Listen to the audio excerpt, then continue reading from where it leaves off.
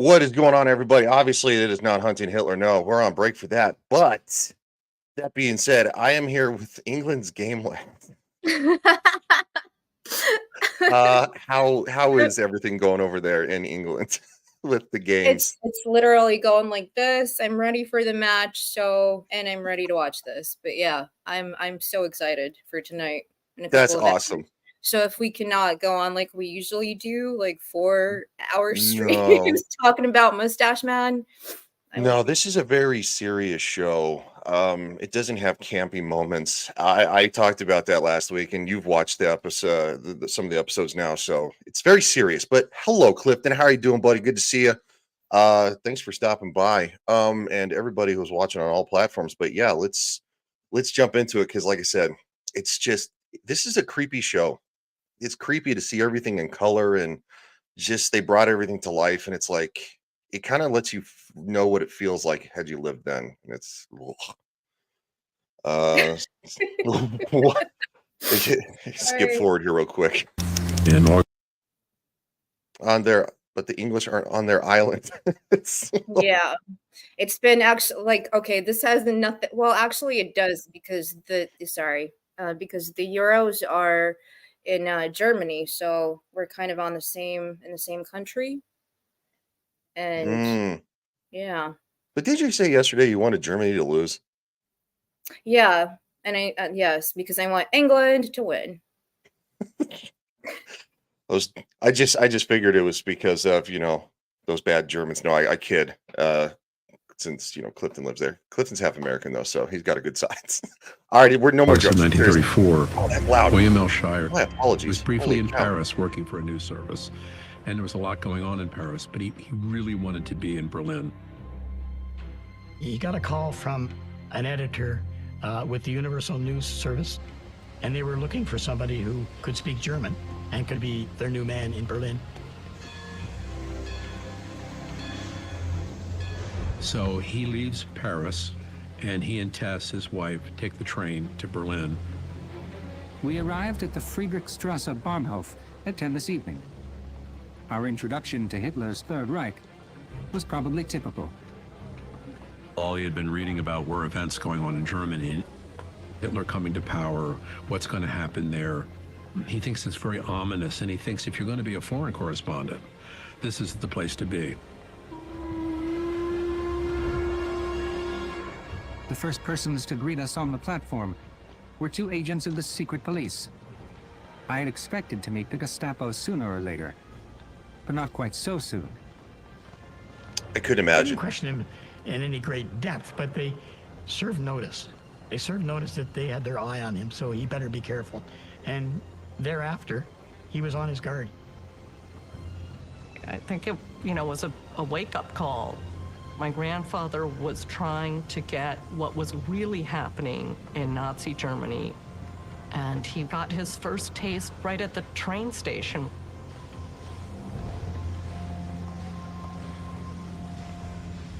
And then, within about 10 days of arriving in Berlin, he was sent to the 1934 Nuremberg rally, which was quite an education. See, this is the stuff I'm talking about. Seeing this in color is creepy as shit. It Yeah. really is. It's almost what the first episode when I first started watching this, I actually got goosebumps a couple of times because I'm like, whoa, they're really leaning heavily into the horrificness of it because it is horrific. Like it's awful, but just seeing it in I color. always, yeah, like I totally get that. I always thought that like looking at black and white photos from like history almost removes us from Hmm. it, but when you colorize it, it makes it more real. It Yeah, just makes it seem because sometimes it doesn't, not necessarily with the Second World War, but even like going back to like the Wild West. And they look all so cool in black and white, but as soon as you colorize it and see like the creases and like their vests and like how dirty their hair looks, it just gives it more realism. So yeah, I totally get that. yeah, it gives it dimension because I mean, human beings, we are, our eyes are flawed. So seeing it through black and white doesn't do it justice. It makes your brain doesn't um associate with that really. But Yeah. It's then that he starts to question how this mass movement came about and how it captured the German people so effectively. I got my first glimpse of Hitler as he drove by our hotel to his headquarters. His face, which was rather flabby, had no particular expression. I expected it to be much stronger. Look at the And I crowds of wondered what people. there was in his almost modest bearing, in his rather common look, that unleashed such hysterical acclaim in the mob. I mean, look, just this. I mean, and this isn't a shot at the people. It's a testament to what happened to these people. They were treated so poorly after the events of World War One. Germany was blamed for all of World War One, and the people suffered.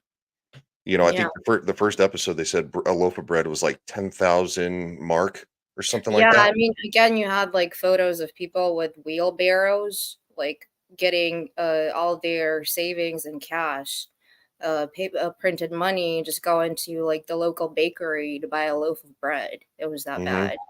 So, yeah. Clifton says, "Yeah, he said what people needed and wanted. Yes, he did. He was very, very, very, very well spoken.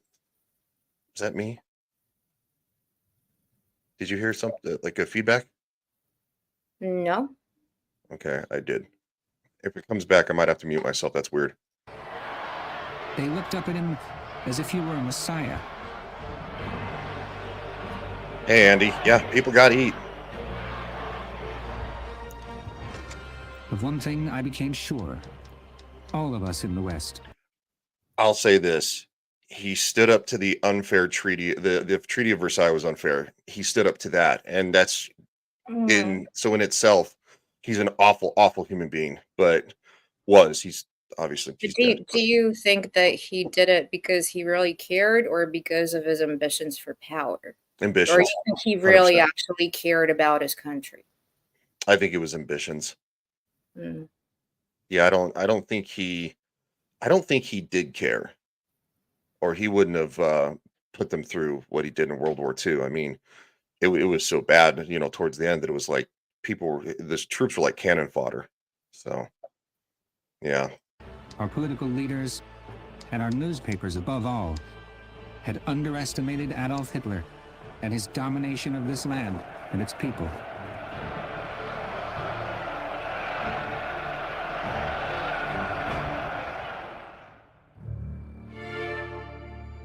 It's just the opening credits, which if you listen to the opening credits, they're pretty solemn too. It's Yeah. yeah, they're not really sugarcoating any of this, But which it's Netflix. So, well, it's not on Netflix like we were talking about before, but it's supposed to be dramatic. yeah. You said that the director who did it does really good work though, right? Because Yeah, I'll get into that. There's okay. some things about that people have been saying about this documentary being very anti certain political group today in the States. There have been some statements, but that's made by the people who are commentating from today. It's so I understand that, but that's a warped sense of view of today, and Yep. the morality behind this I think, is worth watching because a lot of lessons.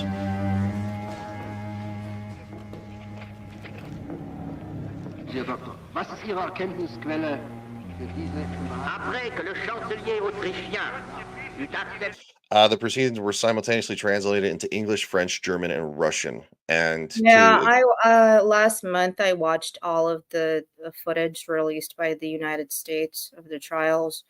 And if you literally have nothing to do for like one day, there's not a lot of it, maybe 4.5 hours, because obviously they can't, put everything onto YouTube. But there's footage available, and it's really interesting with translation. It has a little bit of American propaganda on it, like over it, because I think it was released in the 60s or 70s. And it's really interesting to see, and it kind of just blows you away as well with some of these monsters sitting there. Like some are denying everything, Some are very apologetic, and then some literally get away with things. And like the Nero, people think it was just one trial. It wasn't. It was actually 12. But the most prominent one is the one that lasted from like whatever was it, like October 1945 to November 1946. So almost like under a year trial, which is the one that they have archived footage of. And it's really good. Yeah, it's interesting to see this again, all done in color, them all sitting there. Uh, so I don't, I don't know what that comment, who that commenter is, but all right, somebody's goofing. But A secret political police.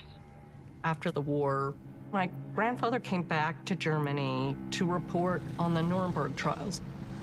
The great irony is that Shire had been in Nuremberg in 1934 and saw one of the huge Nazi rallies. And now jump ahead 11 years. These very same leaders are in a criminal court being charged with war crimes. Marshal, are the defendants in the dock? Your honors, all defendants are present. Hermann Goering was one of those in the docket. And Goering was Oh essentially God, I Hitler's like, number yeah, two. he was so arrogant. He was mhm. just sitting there and like, yeah, I'm just not gonna like, I didn't do anything wrong. And one of the excuses, and we have heard this in today's day and age, and back then, same thing. Well, I wasn't the one giving orders. I was told to do something, and I was following the guy who was giving the orders. I didn't hear about anything. Like, great defense. Yeah, Yeah, whatever. I just did what I was told. Like, so you knew it was wrong, but you did it anyway. Yeah. In the U.S. Army, like you're to follow orders unless it will harm someone else, harm yourself, or there is a morality issue. Like you can actually disobey orders based on morality, which is, at that time, you probably, I guess you couldn't. But Goering to be like number two, in the top, like get out of here, bro. Yeah, like if it's a normal soldier, I can understand that a little bit because they might just, pop you on the spot, you know. But you're get out of here, dude. Robert Jackson, the chief American prosecutor at the Nuremberg trial, is very much a kind of a practical and fairly politically minded lawyer. He's a New Deal Democrat. During the trial, he engages in a cross-examination of Hermann Goering. You are perhaps aware that you are the only living man who can expound to us the true purposes of the Nazi Party and the inner workings of its leadership. Darüber bin ich mir im Klaren. You, from the very beginning, together with those who were associated with you, intended to overthrow, and later did overthrow, the Weimar Republic. Das war, soweit meine Person. Just to interrupt real quick, this is a recreation, but he was so arrogant that he wore his uniform minus all the medals still. And when he was in the like waiting in the dock with the rest of those idiots, he was always like putting on his shades. Mhm. He was the only one wearing like sunglasses, just to be like, oh, I'm so much better than this. Like the arrogance from him. And actually the American prosecutor, I mean, they were all good. The French, American, and the Soviet guy were like brilliant, but I think the American prosecutor's closing statement, like that just gave me like shivers. It was so good. He just like hit the nail on the head about all of them. Like again, go and listen to it. It just put in like Nuremberg trial, American prosecutor closing argument. It's really good. Yeah, he was he was still just grandstanding because he was known for being this lavish individual who just loved the finer things in life, and it's he's a very, very arrogant man. He's an evil man. I'm sorry. I think I think by the end of it, you could literally say he was just as evil. That's why it's called Evil on Trial. That's true. It is. By Pesta and Schrock.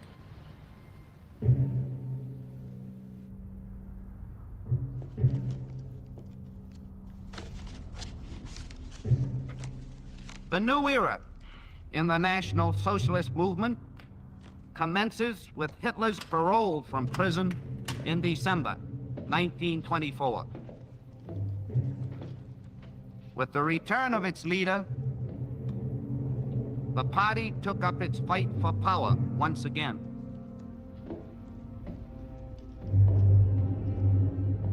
And his prison was so into a insane. Germany, which is really It was so easy going. much less favorable terrain for him than it had been in the crisis year of 1923. Hitler was really a crisis politician. He needed a crisis to be able to get oxygen. By late 1924, when he comes out, things have stabilized. The economy is doing better. The political system is sort of settling down.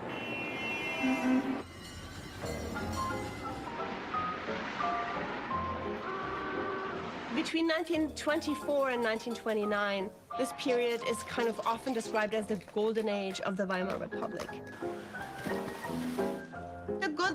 This episode you got to be careful with because there's a slight bit of the toplessness because talking about how what's up there? What's up, man? You're gonna be saying pervy things. Life, Sip's interview, even if it isn't quite reachable for the majority of people.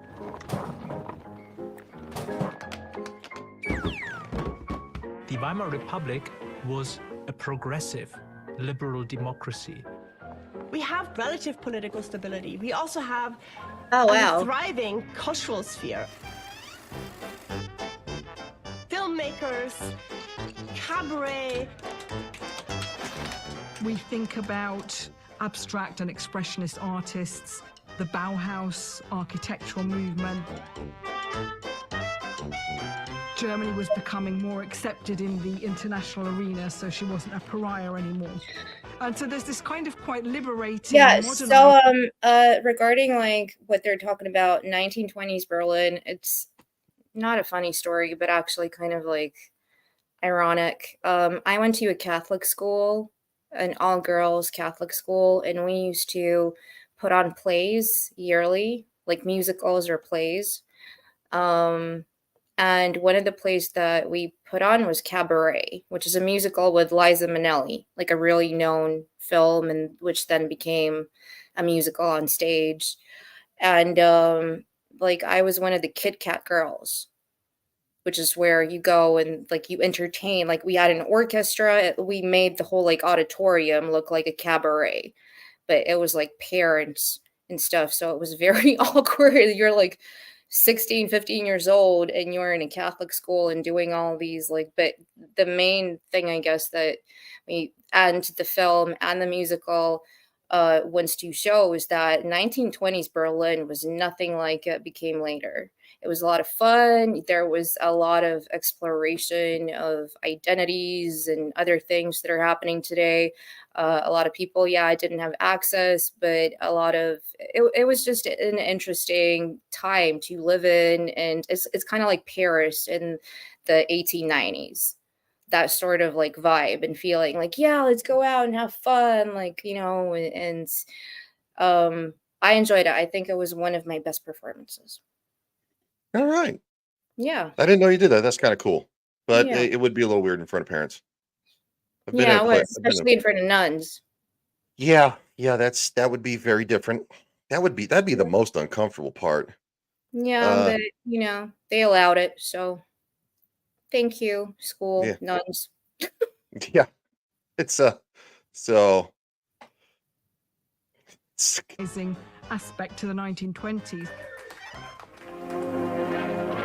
Women's legs came into the open for the first time, but their heads stayed undercover. Women were able to vote for the first time.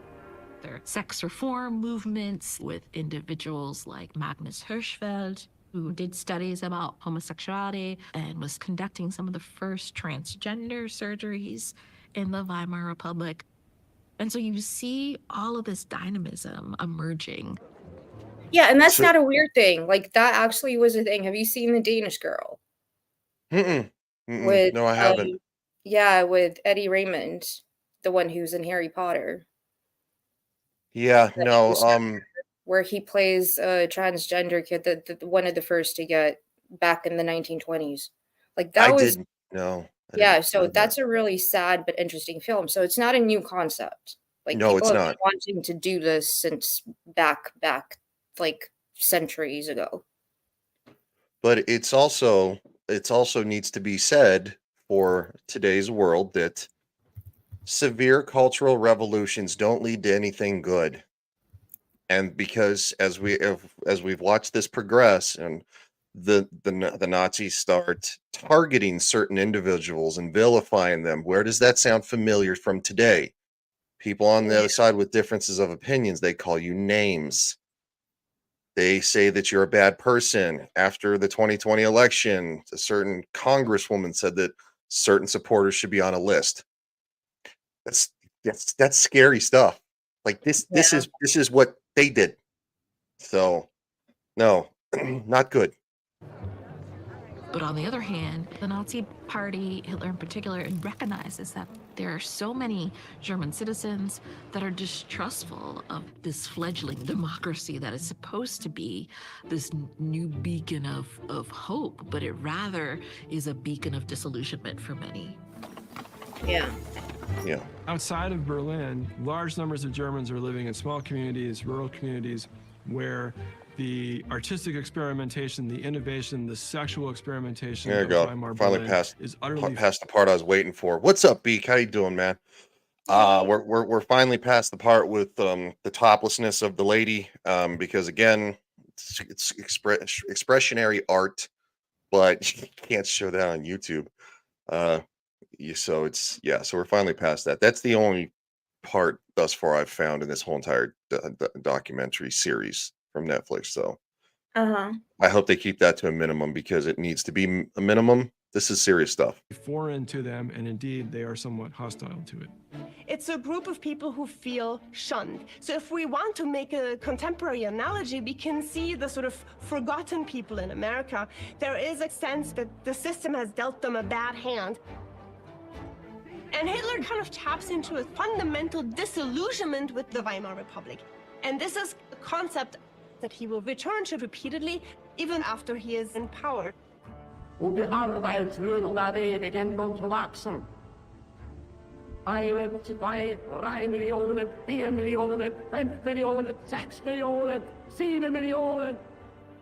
the lessons that Hitler learned from the failure of the beer hall putsch in 1923 was that you could not overthrow the Weimar Republic by direct force. So he decided to focus, when he was released, on gaining electoral support. It was a two-pronged approach to seize power in Germany through violence and through the ballot box. The Nazi leader promised the German people a way out of their misery. He was rescuing them from the political chaos and impotence of the Weimar Republic. A Nazi government, he declared, would refuse to pay reparations. In fact, it would tear up the Versailles Treaty. And Hitler promised it would put business back on its feet and see that every German had a job. Millions of confused, desperate Germans were deceived by this propaganda. I can't hear it. Oh, you can't? Okay, I wasn't sure because it's like I said, it's a small town and we live somewhat close to the airport and we get fighter jets all the time, so it's really loud. Yeah. But okay, just wanted to make sure. 1926. Oof, just the goose stepping, and it's just. Joseph Goebbels is the man who is completely in charge of. Oh God, that's another dude that I hate. Even though he was not at the trials. Yeah. But, like, oh, he was just heinous evil man. he promoted like family life, just like the whole like Nazi thing, ideology did, like don't cheat on your wife, have as many kids as possible. He Yep. was the most serial cheater in the Yeah. world. He got busted too. Yeah, got- and Mustache Man was like, "You better get back together with your wife. Stop," Yeah. because he was going around like being promiscuous with actresses at the time. I think there was like I don't remember her name, very famous actress. She wasn't German, but in that European area somewhere. And then his wife was friends with, I think, Ava's sister, Ava Brown's sister. And so Yeah. Ava's sister went to Ava and was like, go and speak to the Fuhrer and tell him, like, this is not on. Like, the lady's suffering. So he said, like, you better quit this or, Mhm. like, you're done. Yes. He did, but then for how long? Haha. Yeah, no, I watched another documentary done by some, I think it was just an individual channel. They put together some stuff about that. And yeah, yeah, Hitler said, you need to get your crap together or you're out. And this is when, you know, basically, Goering and Goebbels and all, they're all fighting for like, favor, right? It was constant infighting. Yay, chatbot. Oh, can I get rid of that? Used to be able to get rid of that. I guess not. All right. Whatever. Chatbot. In 1926, when Hitler sends him to Berlin to be the Nazi Party boss for Berlin. What the Nazi Party did under the influence of Joseph Goebbels was to project an image of ceaseless activism. He does this so well that eventually Hitler names him to be the party's nationwide propaganda chief. Joseph Goebbels was the wily, glib, club-footed minister of propaganda. Most of the men around Hitler couldn't stand him. He was too deep. Gee whiz. Where have I heard about propaganda before? It's almost like in the US recently they tried to have him basically the Ministry of Truth. Oh, yeah. That's terrifying. That's terrifying. What is that? What does that mean? Like, whoa, we say what's true. No. Common sense says what's true. Free speech says what's true. And so now you can see that the Nazis have basically just went over to now we're going to spread propaganda. We're going to tell you what's true, whether it is or not. Devious even for them. But Hitler, to Yeah, whom see, he was there's utterly loyal, appreciated his devotion, his talents, and his ability to get things done. Goebbels had a few key insights, which he was able to turn into very effective propaganda. He uses the stormtroopers to go out and commit violence, beat up communists, beat up other political opponents, which is going to attract headlines, and it does attract the headlines. People were pleased to see, oh, well, at least someone's doing something to keep those communists, those Reds, in order. And here, Goebbels turns out to be a kind of instinctive advertising genius. And he understood that all media is good media, all coverage is good coverage, even if it is hostile coverage in the liberal or left-wing press. As he said repeatedly in his diary, the main thing is they're talking about us.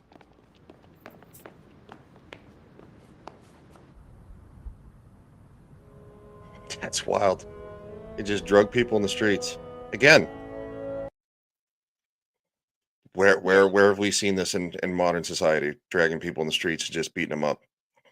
That's not a good thing, guys.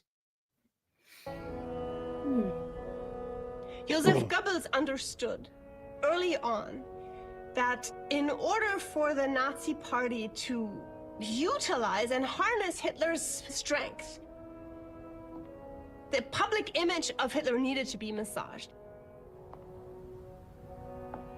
After 1924, in order to appeal to more voters, Hitler spends a considerable effort on crafting his own image as Germany's future leader, as the savior of the German nation.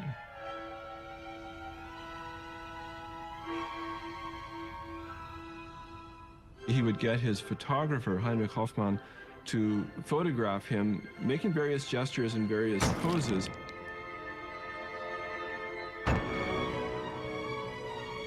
And that's actually how he met Ava And Brown. he would really tweak the gestures so that they were He conveying was exactly what he Hoffman's wanted to. assistant. Mm-hmm. And there's so, again, like if you go and research it, there's so many different photos where they were trying different things, where he was trying to find, like, he was a really good PR guy. Like, he was trying to, like, you know, try this look, or try stand like this, or like try, you know, sit in a car or on one of those, what do you call them? Like the motorcycles with the like side bit where the person Oh, sits. sidecar. Yeah, like and like wear this kind of hat. No, that looks silly. Like they went through like thousands of different looks before they perfected his look. Jeez, that's crazy. To convey. He was really conscious of himself as playing a role.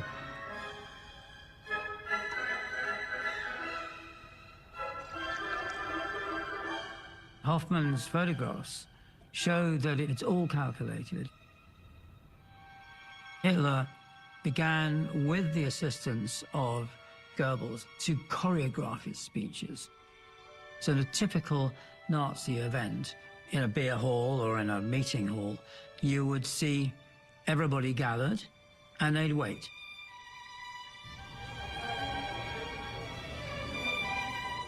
And he'd be half an hour late, building up the expectation. And then finally he would come in to cheers and massive applause. And he'd stand there and wouldn't say anything. Yes. Yes, the Starship Troopers look. I'm doing my part. Would you like to know more? That's very, very you know, because society's supposed to be this utopia. Everybody's doing their part. Everybody's contributing, right? And it's like, yeah, it's not good. It's not great. It's a good movie, but concept's not good. Can you give me like keep playing it? Just give me 1 sec, because the sun's gone down, so my lighting's all over the place. So I need to like. Yeah, you're good. Yep. And once he'd got them all listening, start speaking very, very slowly.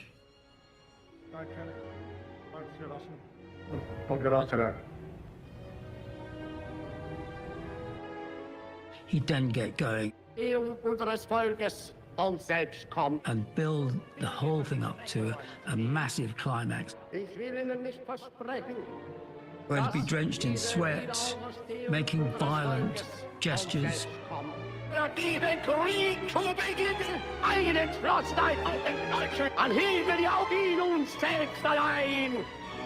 Liegt die Zukunft des deutschen Volkes.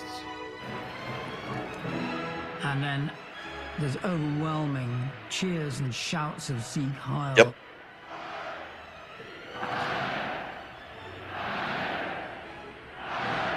It was very, very powerful. You'd have the whole audience eating out of his hand by the end of it. And there's no other politician in Germany who can even come close to that. Bro, Andy, on this point right here, there's been talk of legislation to bring back the draft. So that's not great.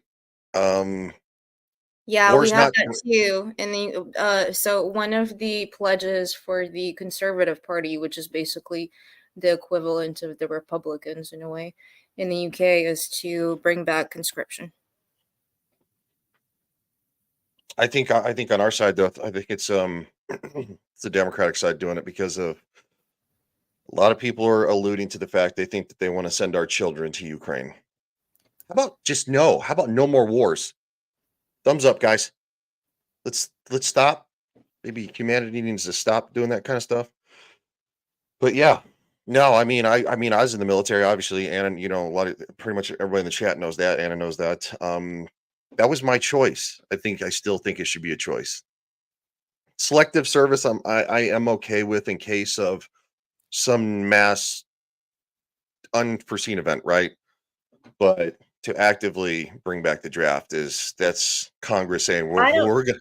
Yeah. Yeah, I don't know. I think it depends on like the country and your history. Like for instance, with Israel, I agree with conscription because I think with things like we've seen happen in the past, it's good for men and women to be able to have the military training. Same thing in Russia.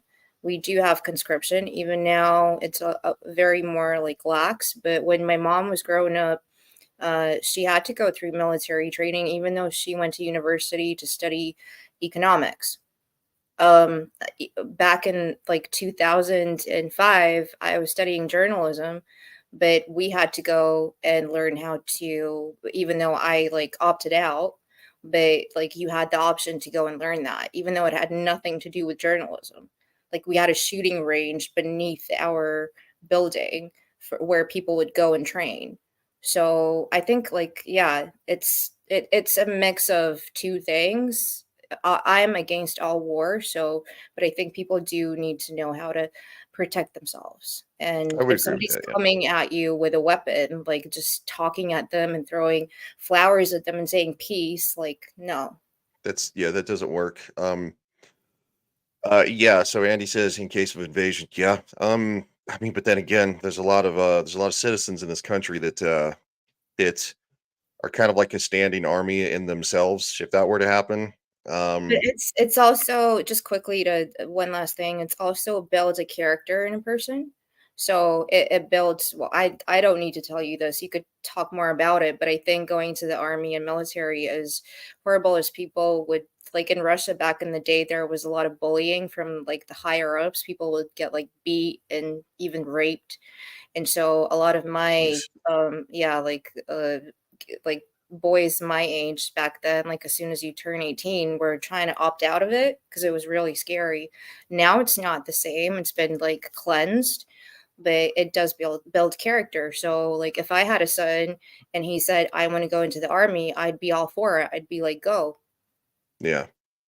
It's they basically they tear down your individual self to promote to build you back up as somebody who cares about being a part of a team, care about the people standing next to you. And there's nothing wrong with being an individual, right? You don't lose like your sense of identity, but they get you to work better as a team, and I think that's a very valuable lesson. It also lets you, in my opinion, it made me love my country more. It also makes me love the Constitution of the United States more, which there are people in this country that don't like. So I Yeah. think it's it builds you up as a person who cares about more than just yourself, and I think there's nothing wrong with that. I think that's a very good thing, you Then know? going back to the show we're watching, I mean, Mustache Man went into the army. And look what Yes, it he did to did. him. Yep. Mhm. Yes, it did. Yes, he did. They covered that in the first episode. Joseph Goebbels was actually the engineer of what we would now call the Hitler myth. This is the idea that Germany needed a savior. Goebbels created an image of Hitler that was larger than the man himself.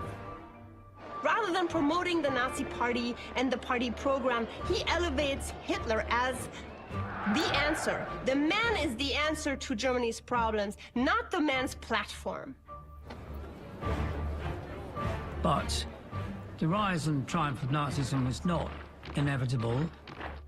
Hitler had been leader of the Nazi Party for some time. He was recognized as a great speaker, and yet he and his party scored less than 3% of the national vote in 1928 General Reichstag election. Hitler wasn't preordained as... That's not good, Clifton. They're planning to send troops east. Yeah. Why can't we just learn our lessons? This is what happens when you don't remember history, folks. This is this kind of stuff that we're seeing right now in the world. It's not great. It's not great.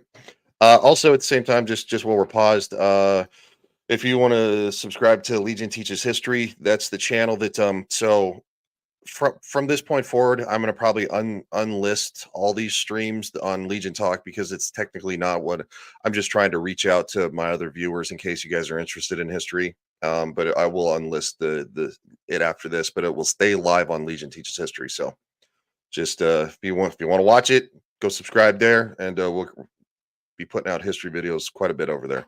Germany's dictator. There are many larger, wider forces that bring him to power.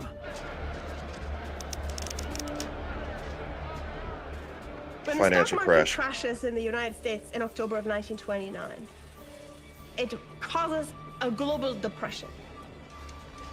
The depression is particularly severe in Germany. A significant part of the German economy is backed by Thank you there, loans sir. from American investors and American banks. Also, look, just they said it. The financial crash of the U.S. It affected the whole entire world. So Oh yeah, I did. Yeah. so I'm very pro. Let's stop spending all this money because it affects the world. What we do affects the world. Like, I think the first time I ever read about it as a kid was when I was reading of Mice and Men by John Steinbeck.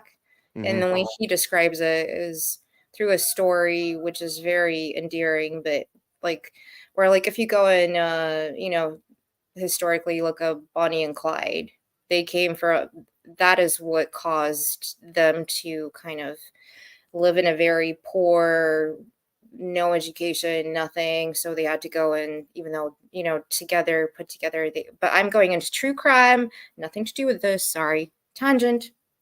I mean, these guys were tried for crimes, so kind of. But people being able to not afford food is not good. History has taught this many times around the world. So stop spending money. Stop it. Banks. After the Wall Street crash, they withdrew their loans from Germany, triggering a major economic crisis. These are people standing in line for food. Companies going bust, banks failing. All of this seemed to be the last straw to many people. It is when people don't have a means to fend for themselves and their own family, they drift to the fringes. To both the Nazi Party and the Communist Party. What Hitler and the Nazis do is quite clever, though.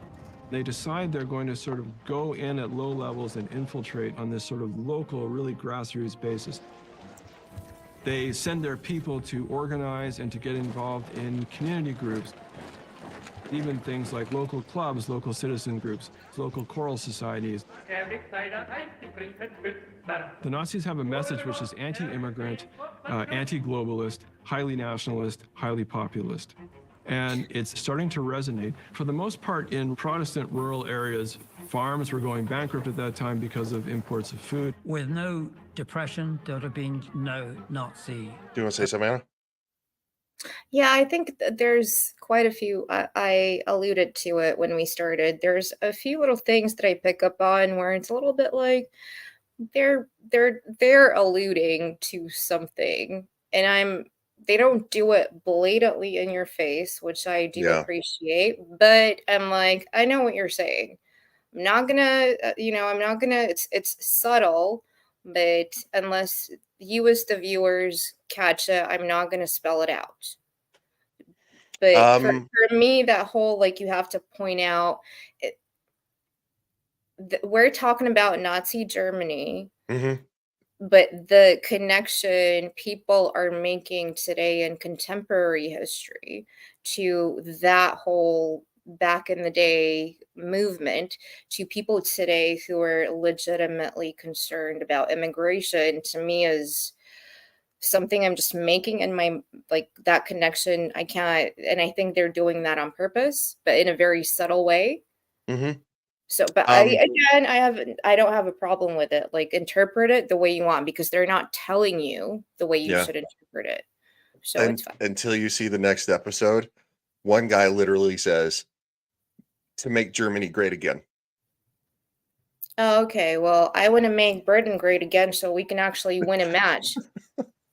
So great. What, am I a Mustache Man supporter? Well, these people are ideologically captured.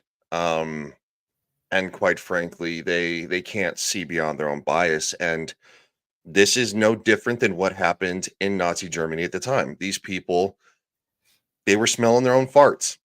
They just were. And no, they think that they think that othering people is the right way to do it. And well, that's what they thought in Nazi Germany too, is making other people who were different than you less than. That's not the foundation of America. That's not the foundation of the modern world. It's So not the foundation of England or Great Britain either.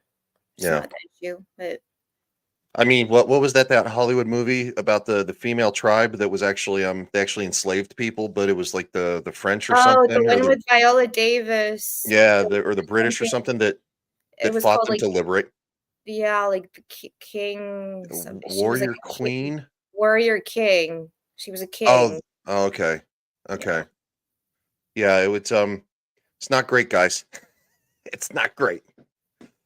Diff, her link is actually in the description of all the videos. So, yeah, all her links down there. Well, yeah, I still have your Twitter link. You don't have a Twitter anymore, but maybe if you ever bring it back. Thank you, Diff.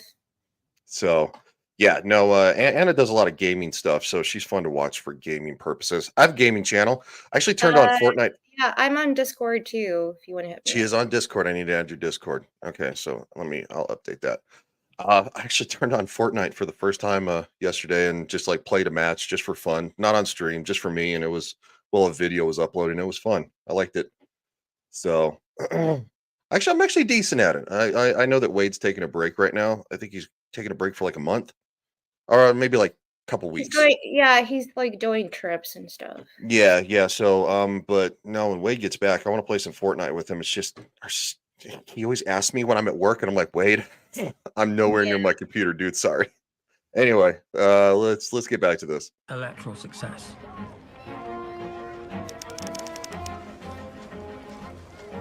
The Nazis projected youth, vigor, determination, and so people turned to them in large numbers.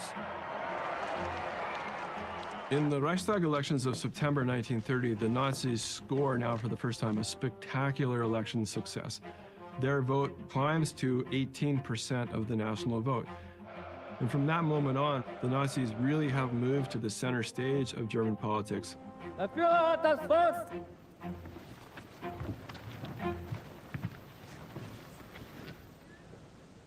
Eine große Zeit ist angebrochen.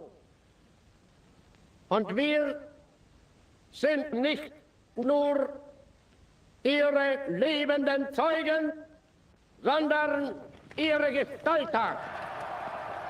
There were lots of first-time voters, and they voted for the Nazis, young people and women in particular. Previously, women had not voted as much as men. I love this. Gosh darn it, stop. I love this because they actually show what the propaganda posters looked like from the time. I think that's really awesome. Also, Clifton got your message on Twitter. I will watch that video because dude, I love me some history. There was one day that I just watched nothing but this documentaries from this one YouTube channel that they did about kind of like the rise of the Nazis and everything. It was awesome. Attested to have had some sort of magnetic effect on German women. To what extent this magnetism was primarily physical or sexual, I have my doubts, to be honest. I think it was a mixture of an infatuation with Hitler's paternalism and power.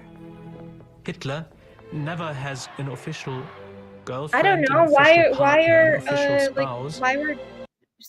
were some women when Richard Ramirez, the Night Stalker, was captured, and he had like people in the courtroom, ladies, like really good looking hot ladies just sitting there and like, just, oh my god, like marry me, be with me. It's something, I guess, about the power that they project. Also at the same time, sorry. Yeah, and same thing like with Kim Jong-un.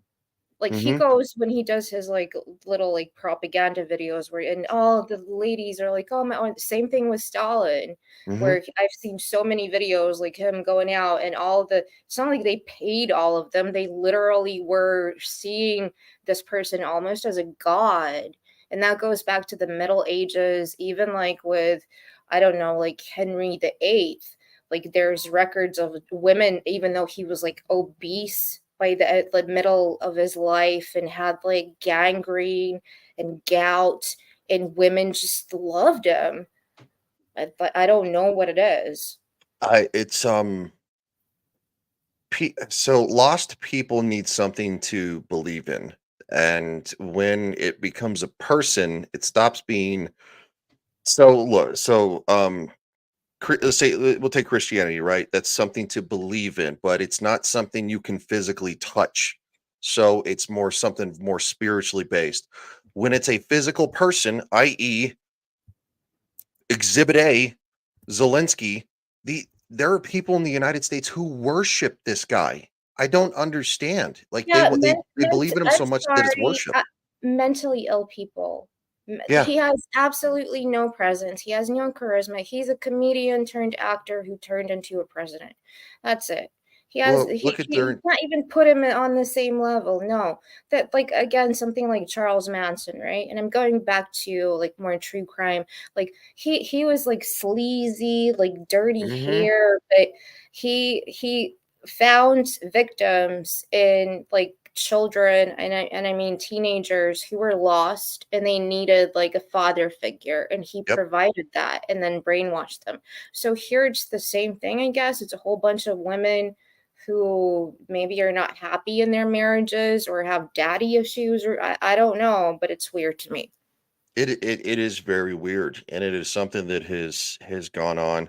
Um, it's something that's gone on for a long time, and it's Douche. hey, Boosh, what's up, man? Uh, you changed your profile picture. You kind of confused me. I was like, who's that? Um, yes, yes, Clifton, it did. World War I lost a lot of fathers and brothers. It's almost like war is bad. Where can we put that to measure in today's world that war is bad? It's like, Yeah. yeah, no, it was again, Yeah. people need something to believe in. They need to they need people to us to support Yeah. them. We're tribal people. We're because people need people, you And know. Andy's totally right. Like I get it that and I think the drugs and medicating your followers comes later as it does in a lot of cults. But Mhm. in the beginning, in order to draw somebody in, just like any cult does, because this is a cult. This is a cult of personality, as they call Mhm. it. In order to draw somebody in, there needs to be some sort of trauma there or something that you can provide that answer because nobody else does. And that's when you go like with Jonestown, same thing. Like, I'm going to give you, all you African Americans, you're being, everybody's racist against you. So I'm going to give you something that no other church does. And I'm going to integrate you into society. And then he starts like drugging them. And Manson starts giving them LSD. And Mhm. a whole bunch of like Ramirez is, well, he wasn't drugging his groupies, but he, I don't even want to talk about that dude. He's disgusting. Oh, ugh. I was about to No. say, you know what, you and I could put on a whole freaking podcast about true crime because I enjoy it just as much as you do. Probably the only thing that I watch just as much as history stuff is like true crime stuff. It's crazy fascinating that yeah. Yes, yes, Andy. I love Smallville. Yes, Allison Mack. She joined a cult. Mhm. It preys on the weak, and ideology preys on the weak. Yep. And there's some ideologies in today's world that they're preying on the weak, and then the weak become strong, and then the the strong basically. I think it's okay to agree with ideas. Ideas are not the same as ideology, and Mhm. ideology is something that is a lot more kind of close-minded. Ideas or theories or things that you, or thoughts or practices that you believe in is not the same. As long as you have critical thinking and are able to think for yourself. Whatever your peers say, the media says, you can be free to express your opinion. So I agree with 90% of what you're saying, but these 10% I don't agree with. And then if you're ostracized, that's an ideology. Mm-hmm. It's what Scientology does. Oh God, don't get me started on those Yeah, I guys. mean, again, Yeah, don't even talk about them on stream. They will hit you with a claim. oh man, I watched Leah Remini's whole 3 Yeah, I've seasons heard. of Yeah, multiple times. It's incredible. yeah. I would almost, man, it makes me want to rewatch it. But yeah, so it's yes, Diff. Many are involved in human trafficking. It's not a good thing, and quite frankly, when you're all in and you can't question things, this is the most glaring example. Because Ew, if you ew. spoke out against them, you went away. Because part of his propagandistic message is that he has no time for a regular marriage, that he is married to the German nation. Yeah. But in 1931, rumors abound about his relationship to his niece, Geli Raubal. Gaily Raubal, the 23-year-old daughter of his sister, was 19 years younger than Hitler. Hitler wanted her to be an opera singer and gave her voice lessons, and for a time in Munich, they lived together. Speculation was rife in the press whether Hitler had had a sexual relationship with his. It's so gross it made Anna go away. That's how gross this is. Dude was, like getting down with his niece. Come on, bro. It's like that's some House of the Dragon kind of stuff. I'm sorry, I was checking the Denmark Slovenia score. No, you're good. You're good. It's gross though, isn't it? Anna's watching football, not American football, or as they say in Germany, Fußball. So, I don't blame her. I do like the World Cup. I like to watch the World Cup. I've even watched the Women's World Cup. I like soccer. Yeah, Diff, it's gross. But probably lies. I don't know, bro. I don't know. Who knows? It wouldn't be the first time that an uncle's decided to be a perv.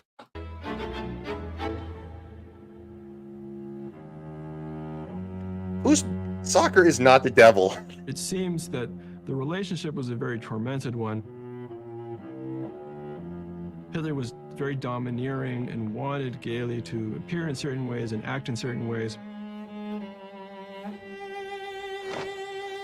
She seems to have felt that he was dominating her and ruining her life and had kind of trapped her in a role she didn't want to be in.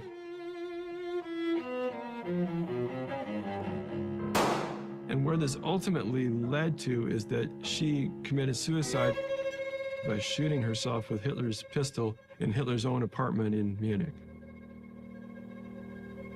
That kind of alludes to me the fact that it actually did happen. So, yeah, the Rimini series was really good. It was wild, man. It was wild. And no joke, they have taken over Clearwater, Florida, like it's going out of style. Andy Pickle Gatorade. Yeah. In Weimar, Germany. So this is all over the news. It's hard to imagine a more lurid scandal really hitting Hitler at this critical time. But did Geli Raubal's suicide dent Hitler's popularity among German voters? No, it did not. Hitler was riding a wave of popularity because his policies coincided with the nationalist aspirations of the German people. The Nazi Party was going from strength to strength in the elections of 1932, the year after Geli Raubal's suicide.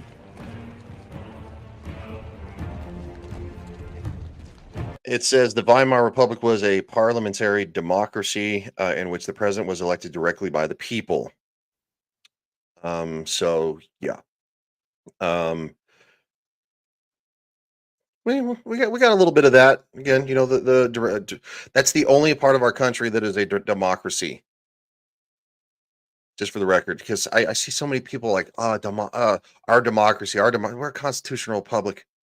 The only thing that's democratically elected is the president. And that's it. The rest of it is representative. But anyway, but yes, so it's one of those things. And the president of the Weimar Republic hated Adolf Hitler, hated him. The president then appointed the chancellor as head of government.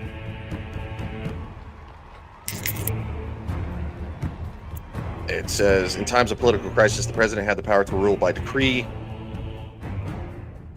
Early 1932, President Hindenburg's term of office came to an end, and so he stood for re-election. By this time, he was in his 80s, and Hitler stood against him. Hindenburg belonged to the past, he said.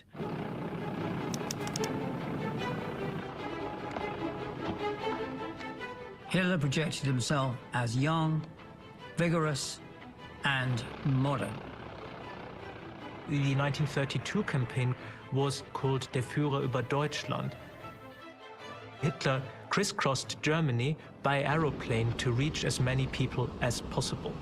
Other politicians at the time in Germany wouldn't have used an aeroplane. The Nazis embraced all kinds of modern technologies, and they begin using sound amplifying techniques that allows Hitler to reach more people with his own voice.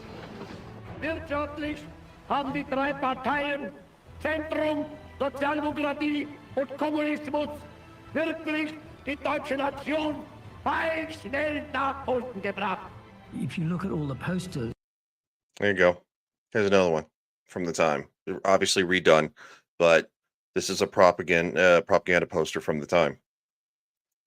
So, yes, the Nazis didn't like the communists, and vice versa. And you know, we've talked about that, how that you know, Stalin and Hitler had an agreement until Hitler violated said agreement. So, and then Diff says he invented frequent flyer miles. Well, I guess kind of, yeah. I mean, if no other world leaders were flying at the time, people were going to go, "Whoa, look what he's doing!" Like, you know, because normal people aren't going to be taking airplanes at the time, so it's like gives him this aura about him. And again, he had this weird aura that people just they soaked in. And when you have people that have been treated horribly, you get this. Which they stick up on advertising columns and town walls. The Nazi use of slogans was very One people, one nation, one leader. effective. You reach so many more people if you simply give them a simple visual message, such as a picture of Hitler.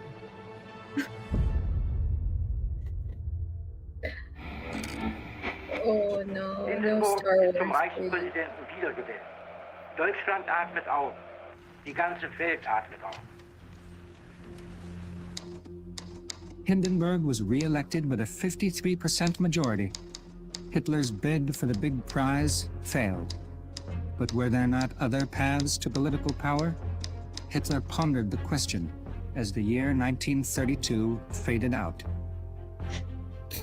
One of the really important things that happens is that the Nazis become, for the first time, the largest party in the Reichstag, by far the largest party. And as you can see, this is in basically Parliament. So this is the seats. Whoa! What the hell, Clifton? I don't know what that means. The Nazis actually get the most votes that they will ever get in a free election, just below 38% of the vote. However, the Nazis still can't form a government because to become chancellor under the Constitution, the president has to ask somebody to be chancellor, and President von Hindenburg flat out refuses to name Hitler chancellor. Hindenburg is a field marshal in the army. He's a Prussian aristocrat. Personally, he's finds Hitler quite distasteful. He dismisses him as the Austrian corporal and something of an upstart. So Hindenburg really has nothing but contempt for Hitler. By the end of 1932, German democracy, the Weimar Republic, is in paralysis. The left and the right and the extremes are really blocking each other. The governing coalition constantly falls apart. In 1932, we have 3 different chancellors, or 3 times that the government fails. The most historically significant is Franz von Papen. Franz von Papen realizes that he does not have the backing of really anyone except for Hindenburg, the president. What is more is that because of the polarization of German society, where communists and Nazi brown shirts are clashing in the streets, where civil war seems to be a real possibility, Papen knows the only man on the political right that can control the brown-shirted mobs is Hitler. The Nazi movement might... Now look, I want to say this because this bears context. Their political right at the time, as in the Nazi Party, you have to swap them for what we are today. Because a lot of people, I see people misquoting history all the time. And this is so it drives me so nuts. The Nazis would be considered the far left in today, the ones burning stuff down, beating people up in the streets. That sucks. It's not cool. It's like, so yeah, you gotta do that. And they don't clarify that in this, and I think that's a mistake. And I think that alludes to what Anna has kind of said, that they're a little bit of nudge. No. Might have melted away, and Hitler would be nothing but a footnote in history if Franz von Papen had not come up with the idea of forming an alliance with Hitler to bring Hitler into government with Papen as chancellor and to sell this to Hindenburg. Von Papen was part of this group of conservative politicians who wanted to. You can also watch Weimar democracy. So his Nuremberg trial footage released by the United States is also available to watch. It's really interesting because he is being very weaselly in that when he's being questioned, because you're sitting there, right, day after day. It's not just like one prosecutor. Mm-hmm. You have a defender. It's like 3 different countries are like going after you with evidence. Yes. And he's being very kind of like trying to be diplomatic about it. And I think he actually got off. He wasn't like, because he was just a politician, and again, no responsibility. I was just doing my job, and they gave him like house arrest or like community service or something, which they did to a lot of them. And yeah, go watch his thing too, because he looks like just one of those, like very innocent, like clerks who do politician guys with glasses, bolds, little innocent, whatever, granddad looking dude. But Yeah. nope. No, they were given fair trials based on kind of the model of the United States. I don't know if the time that Britain had a similar model, but so like they were all able to have their own attorneys. I think I think it was Goering that or was it Goebbels? One of them had an Austrian attorney. So they were, and again, Austria was we'll just say they kind of went along with with what happened, right? They Yeah. Oh, Andy's got to go. Thank you, Anna, for putting that. See you, buddy. Appreciate you being here, man. Seriously. Yeah, Andy's a good dude. So they were all given an honest trial based on able to have a lawyer represent them, and quite frankly, I don't know how you defend that. I mean, I guess if you're I guess that's kind of the illusion that many attorneys don't have morals, but get rid of the communists and the socialists to really create an authoritarian government dominated by conservatives. Again, not modern conservatism. I really their phrasing is terrible, but these are modern academics, and that's the problem, is that they're not. They need.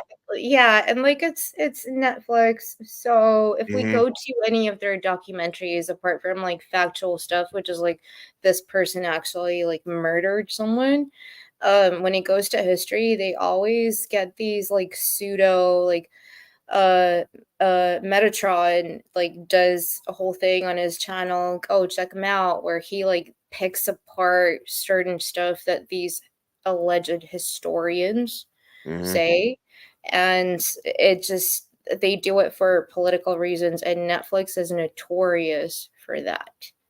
Yeah. So here it's subtle, but I'm picking up on it. Like I can't help it. Yeah, I no, yeah.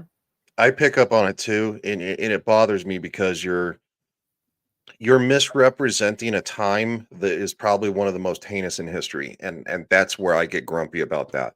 I don't like that. I think it makes you disingenuous at best, if not a vile person at most. Um, Right, Clifton. yeah, my German grandmother told me. Yeah. So it just Like clarifying. from that Cleopatra documentary. Oh my Mhm. god. I could like well, my like grandmother told me don't listen to what they teach you in history at school. Like, come on. Yeah. No. And look, and this is such a stain on Germany that's still to this day that Clifton, who again, he lives there. He lived in I believe it was Georgia for a while or whatever, but What? Missouri. Best I barbecue always forget. ever. I'm sorry. Sorry, dude. Um it's it's still a black stain on Germany to this day. They don't even talk about it in their own schools in Germany. And I think that's a disservice. And we have many schools, unfortunately, in the United States that don't teach history anymore either. Luckily, I grew up in a small town, and yes, they actually taught history. Von Papen's motivation to bring I love Hitler me some into barbecue. government was to co-opt the Nazis. He thought that bringing Hitler into a coalition government would tame the Nazis. But von Papen was completely out of his depth. Hitler dug in his heels. He refused to enter any coalition government unless he would be appointed chancellor.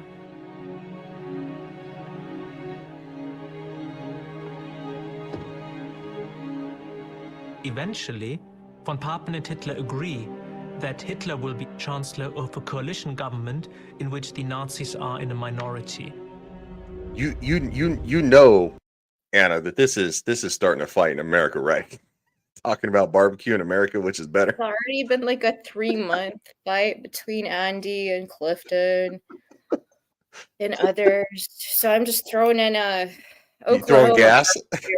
I mean, it's kind of like, bordering. So truce, Oklahoma. Uh, Anna says truths. It looks like gasoline. Who says that is incorrect even? See, told you.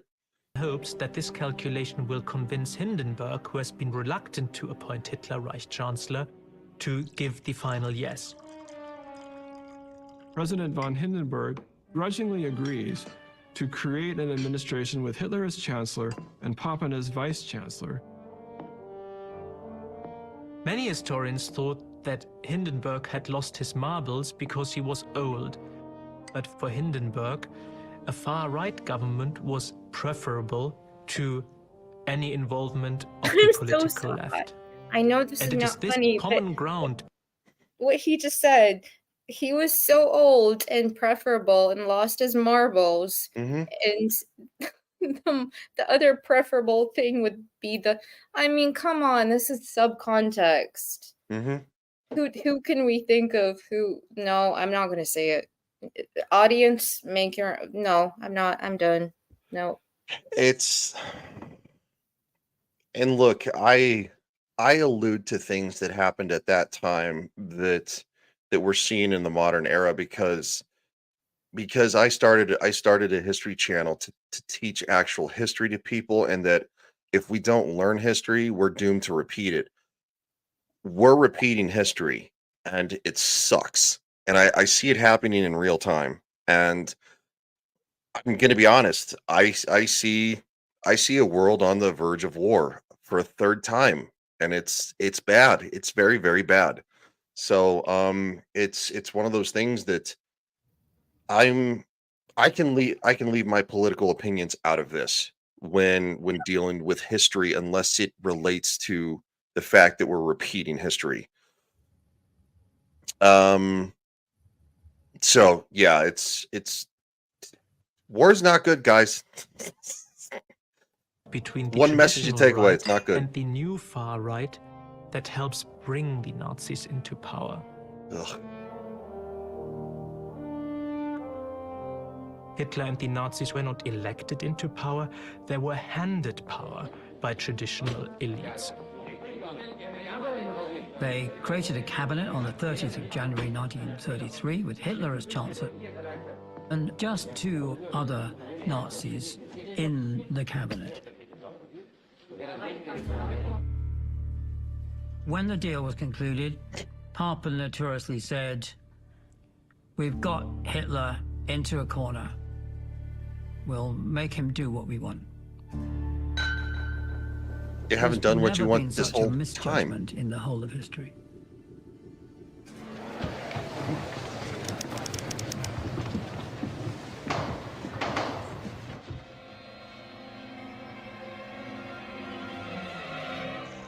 At this time, did you think that Hitler... Hold on, real quick. I want to highlight this. June 18th, 1946. This freaking guy. Hmm. Like, you're a bad word. You're a bad word. That's I think that's Hess. Mm-hmm. It looks like, yeah, Rudolf Hess, yeah. It, Yeah, there's a whole bunch of, yeah. well, you see it throughout too, like going, they'll, if one does it, kind of like one prominent leader, then you might get one or two more that do it because they're like going, "Oh, look, I'm cool guy. Like, I'm above this. We didn't do anything wrong." No, dude, you come off as an uncaring, vile, and I dare say barely human being. Yep.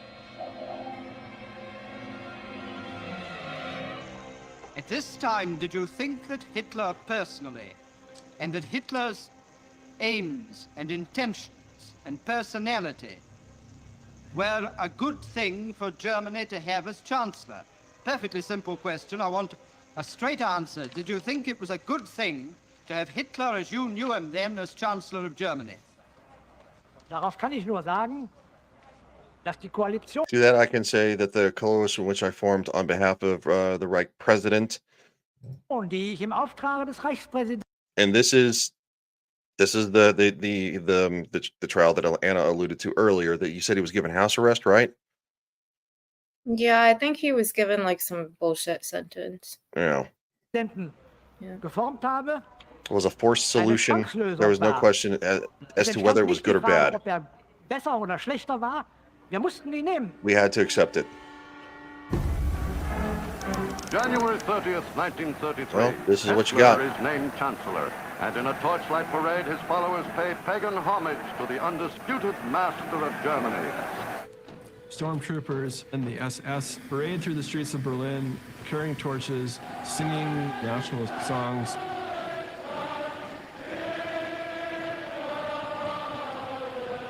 No one who was in Berlin at that time and saw it would ever forget it.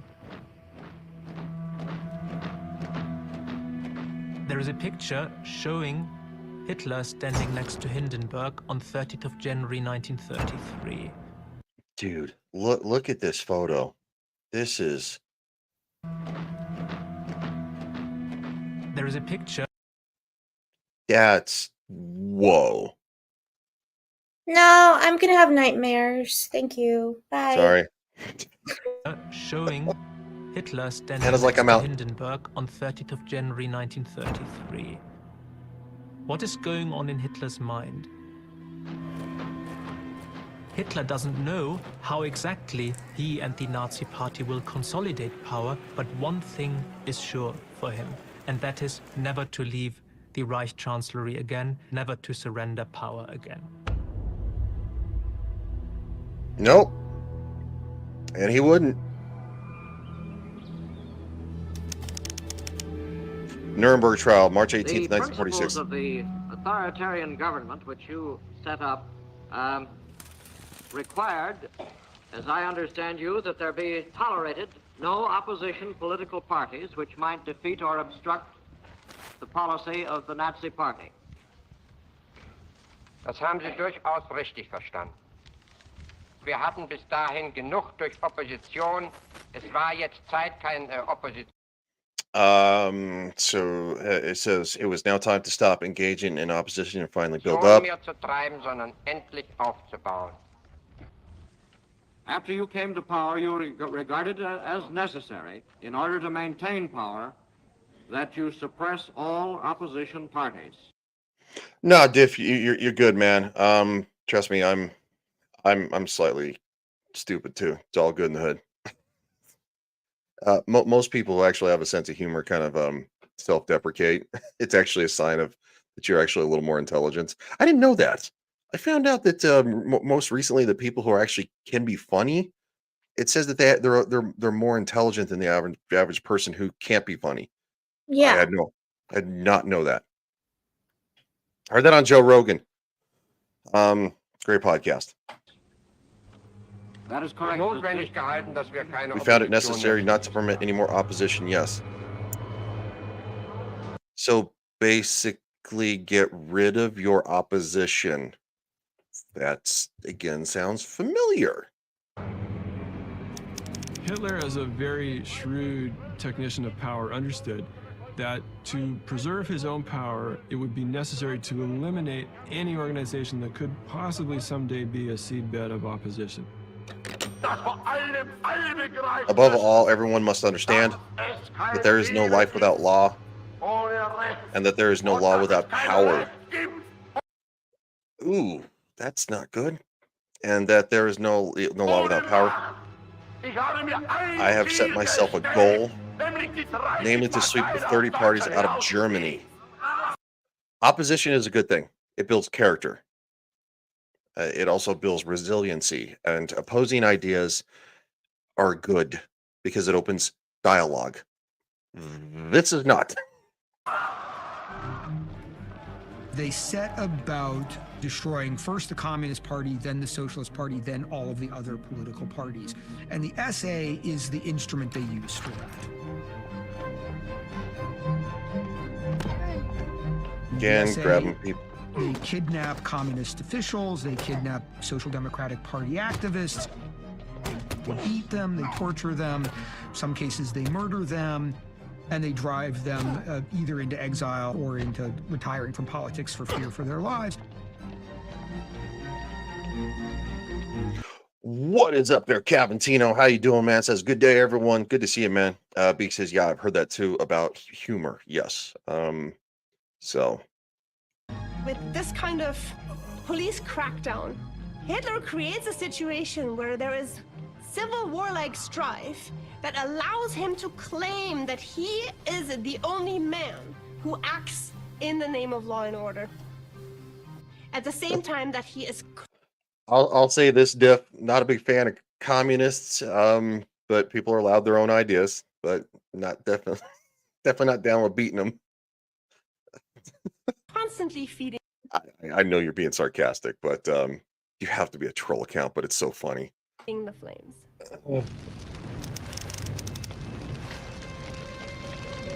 Berlin, February 27, 19... On the night of February 35. 27th, the German Parliament building in Berlin, the Reichstag, suddenly caught fire. The updraft into the dome pulled the fire up. Soon, a huge blaze was raging. There was one person arrested at the scene of the fire. He was a 24-year-old Dutchman, a journeyman stonemason named Marinus van der Lubbe. Marinus van der Lubbe was a young anarchist. He tried to set fire to a number of public buildings, but failed completely. Struck it lucky with the Reichstag. But the question that has remained ever since for 90 years is... Hey, buddy, what's up? Was van der Lubbe a sole Hey, culprit, Jace. so to speak? Did he set the fire by himself, or was he an instrument in someone else's conspiracy? And if so, whose conspiracy was he an instrument in? Goering and Hitler rush to the site of the Reichstag fire, and Hitler starts screaming. I don't- This must have been I'm the so sorry. Like, I keep like putting the English flag, and YouTube keeps changing it to weird fish and stars and shit. Sorry.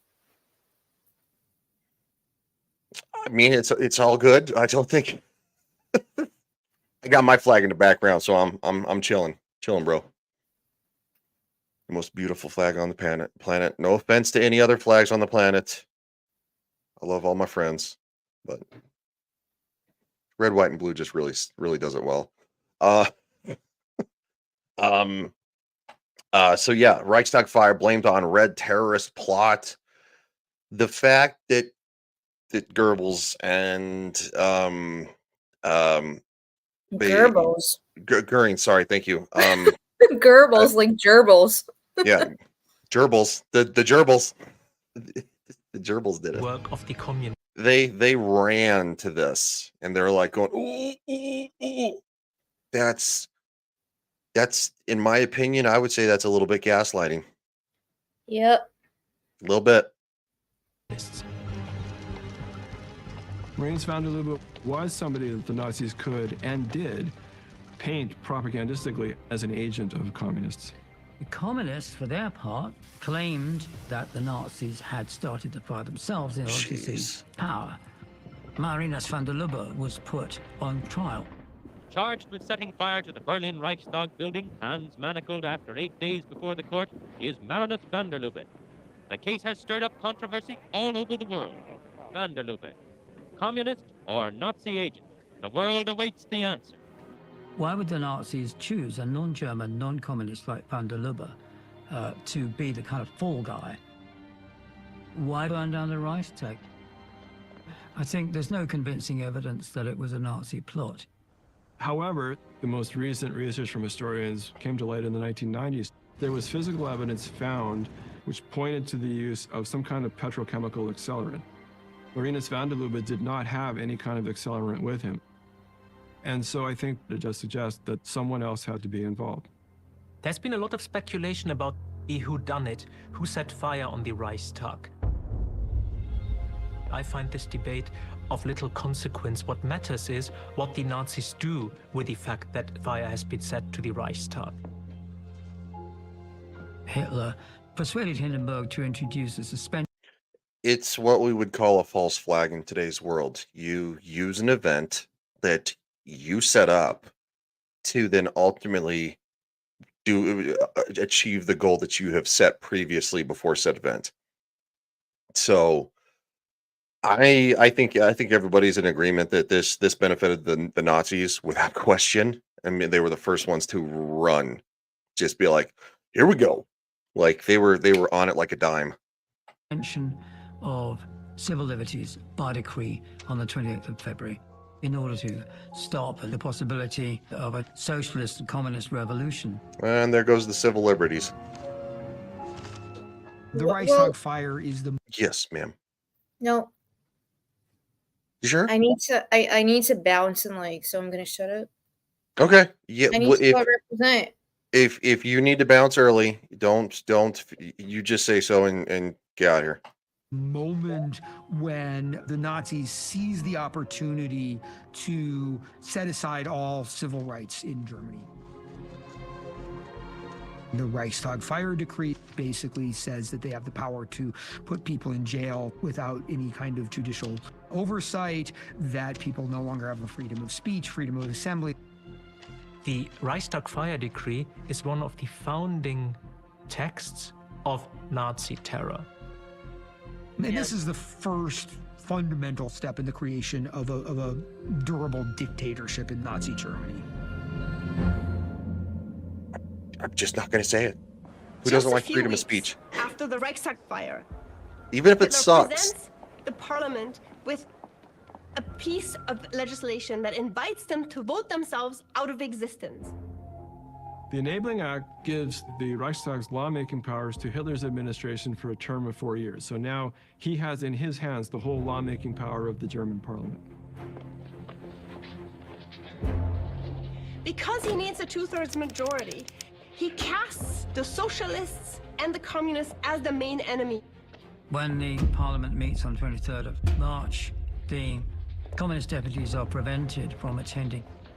It's an atmosphere of terrifying intimidation. The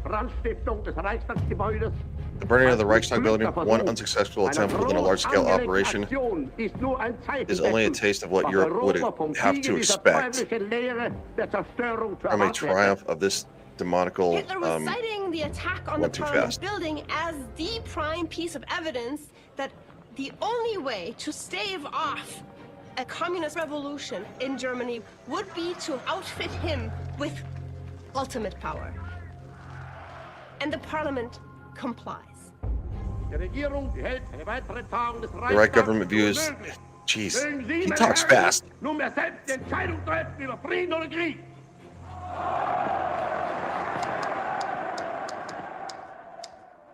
I had thought that all men and women of the Western world valued personal freedom above all else in life. When I came to live and work in Berlin soon after What is Hitler that? came to power. What's Oh, what? it's the typewriter. Sorry.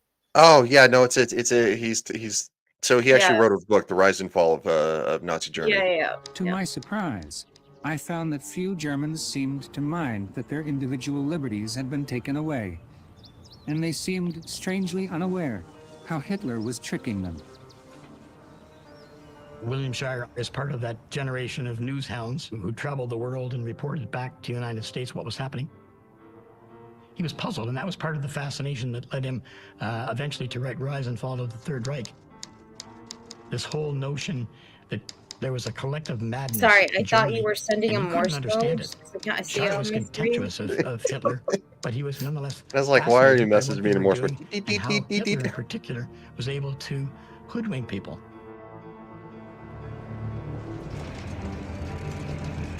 My grandfather would sit there at the dinner table and he made sure to tell us what happened there can happen here.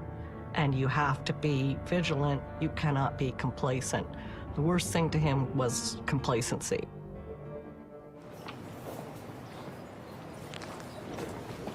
In the wake of the Reichstag fire, tens of thousands of real or suspected political opponents of the Nazis are arrested.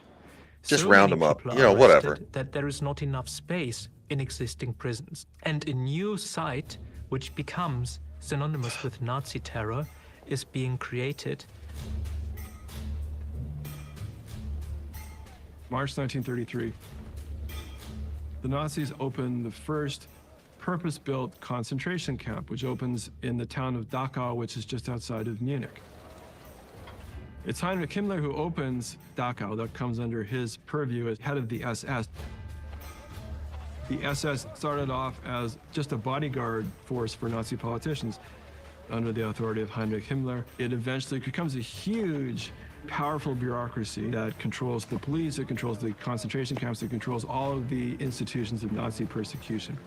If you had met Himmler in person, you wouldn't have been overly impressed by him. He was quiet, bespectacled, and pedantic.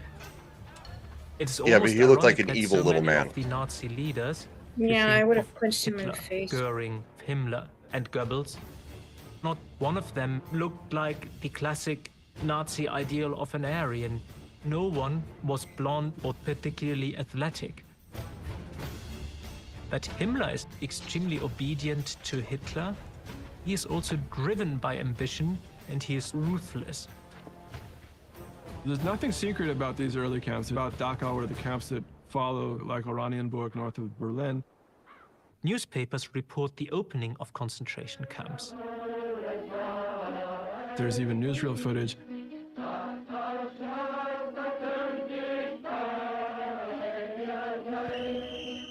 Nazi Prisoners have been instructed by the guards to tell reporters that they are being treated well, that they get enough food. Nazi propaganda. All right, man. See ya. Yeah. Have a good one, bro. Thanks for being Okay. here. See you later, dude. Take care. I'm Anna. I would actually assume that you've probably been to one of those camps. You've seen them after the fact. No, I haven't been to Poland at all, actually. Oh, well, I mean, just one of them that were throughout Europe, because I went to one. We never had and one in Russia. All I like have seen in Russia is the destruction. Oh, okay, yeah, There's never been a camp because yeah. yeah. So No, I know you've been around the world more than I have. So I figured maybe no, you'd I've seen one. never been to. No. I've seen one, and I'll say this: somebody who's been a soldier and a police officer, you know what death smells like, and they still Right. have a you just yeah. Propaganda presents a sanitized version of the concentration camps to a German and to international public. These It's are not not how the you same as treat the death people. camps in the Second World No. War. No. Most of the prisoners of the early concentration camps are released after a few months. Himmler talks often about them as re-education camps, where prisoners will be turned into good German national comrades. This is far from the reality. The reality is that many of these political opponents were tortured, they were murdered. There was no real re-education occurring. There was only a sense of basically silencing these individuals. At this point, Jews really do not constitute a very large component of people interned in these concentration camps unless they were part of a political organization, trade unions, and so on and so forth. But remember, this is a government that is openly anti-Semitic. If you go back to Hitler's political memoir, Mein Kampf, the Jews occupy a particular place in the Nazi racial imagination. On the one hand, they are inferior.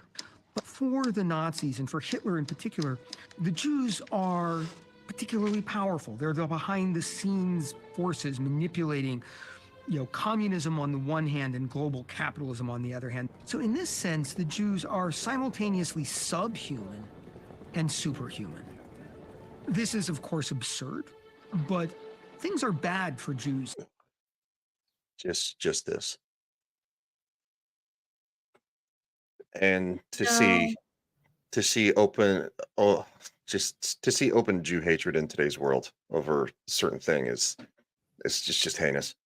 Also, when you build a government based on othering people like the communists, eventually you have to find somebody else to hate. Is Def someone we know who's trolling us? I have no idea. I Hmm. figured it was just like a parody thing. In Germany, beginning in 1933, Hitler and the Nazis begin making life very difficult for Jews economically.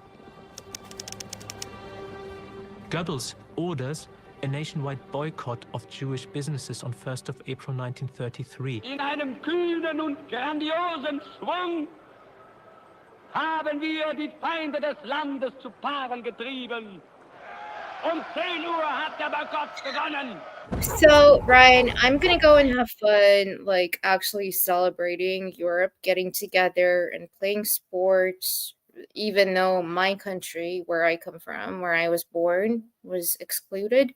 But I spent most of my life, my dad is English, so I'm gonna support England and Great Britain, and it's coming home. Everyone, pray for us because we have not won in ages. So hopefully us again, but then against Serbia, those are my like ethnic brothers. So it's really difficult. So it's like I want Serbia to win, but England's everyone. Thank you so much for having me. I enjoyed it. Thank you, chat. Thank you, everyone. I'm gonna go and be a really annoying, rowdy football supporter. Love you guys. All right, thank you for stopping by, Anna. Take care. See ya. All right. Wookie says no, Diff, you're good, man. It's cool to goof around. It's all good in the hood. So this you'd probably actually and no, just to kind of answer, are you ever gonna find this dude? We're not doing that right now. This one's a little more serious. It's the Netflix one. Um, so yeah, but we only have like 15 minutes left of this. So I figured she had a hard out at 1 p.m. my time. That's Mountain Daylight Time. So let's go. This is crazy, man. This is crazy. Craziness. Suddenly, in front of any business that was run or owned by somebody that the Nazis identified as Jewish, you would have several stormtroopers blocking the way. They chanted things like, Germans, defend yourselves, don't buy.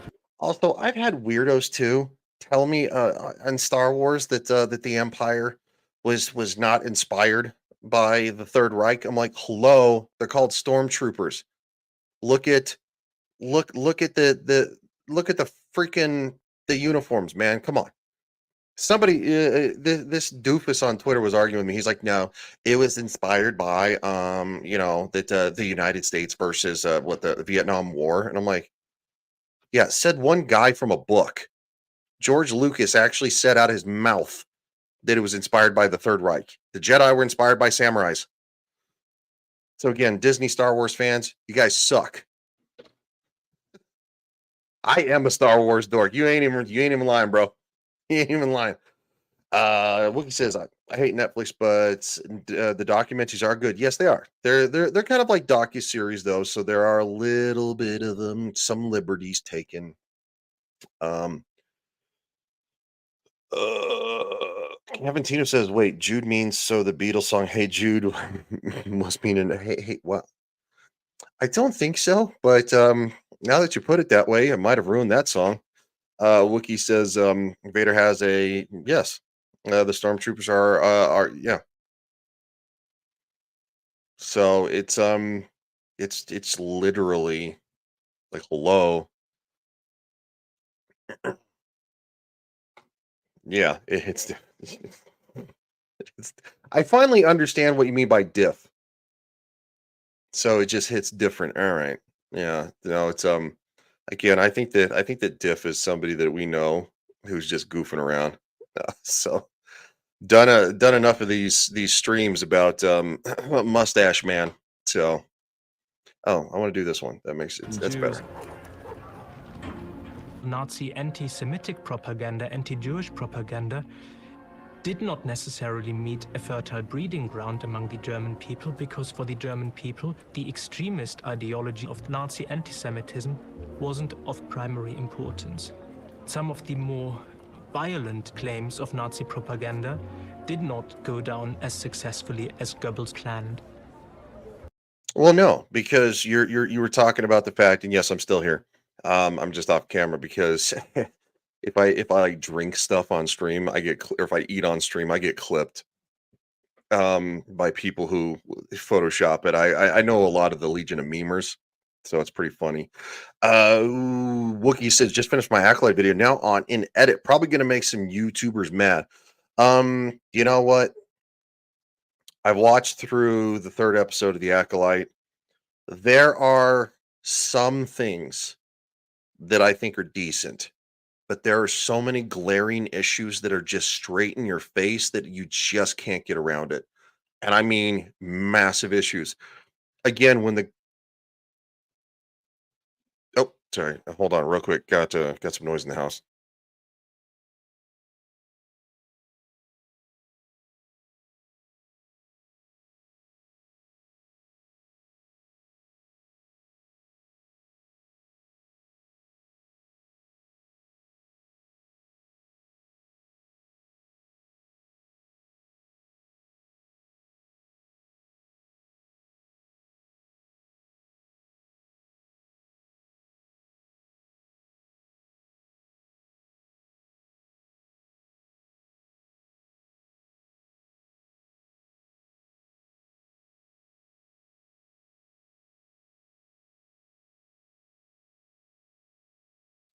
Sorry. I'm back. Yeah, so it's anyway, let's get back to this. The boycott was, in fact, a rather embarrassing failure for the regime, despite the intimidation of the SA, and the regime gave up on it and backed away from it the next day. What is clear is that this massive level of violence from the SA, the stormtroopers, left people uneasy. The Well, stormtroopers people- have made themselves really unpopular with Germans in the year that had gone by for their increasingly lawless violence, and Hitler positioned himself as the champion of law and order. In the middle of 1933, there were millions of stormtroopers. It's an enormous, uniformed, violent, thuggish organization. The young men coming into the SA tend to be from disadvantaged backgrounds. As a former Disney shareholder, I do not miss that.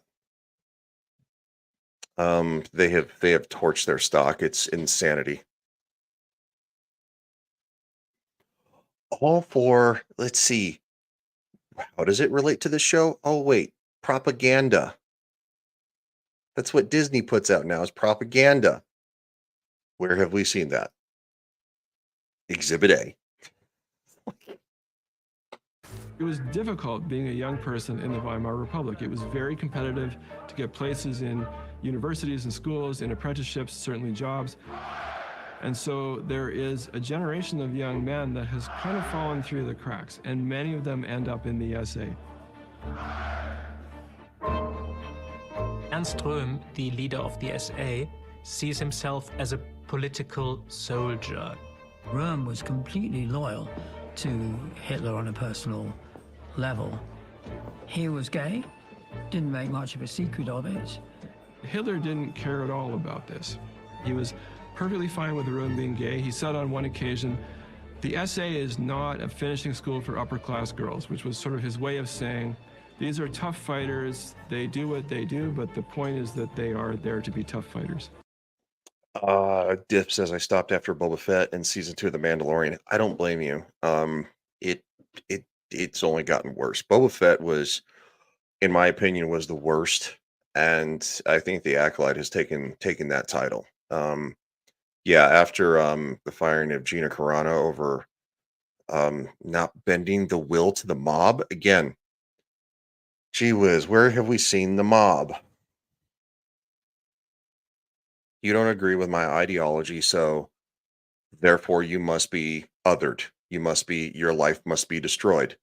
Where have we seen this? Gee whiz, I don't know.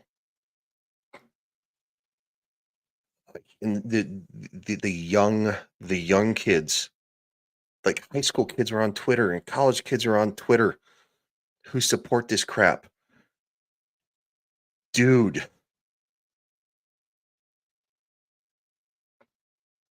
Like women who support this crap. Freedom of speech is a thing for a reason.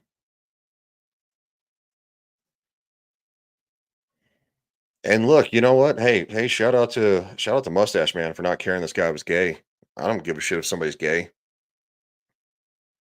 I care if you try to sling your propaganda at others and call people names if they don't agree with you. That's not cool. But anyway, I digress.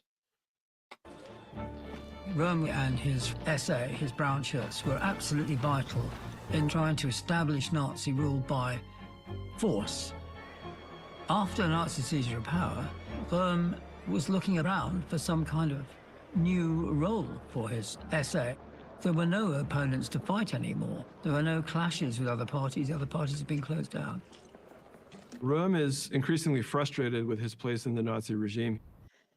Yeah, Wookie, I stopped giving them money after Last Jedi Returns for Mando, canceled after Gina's firing. I sail the seas for, yes, so do I.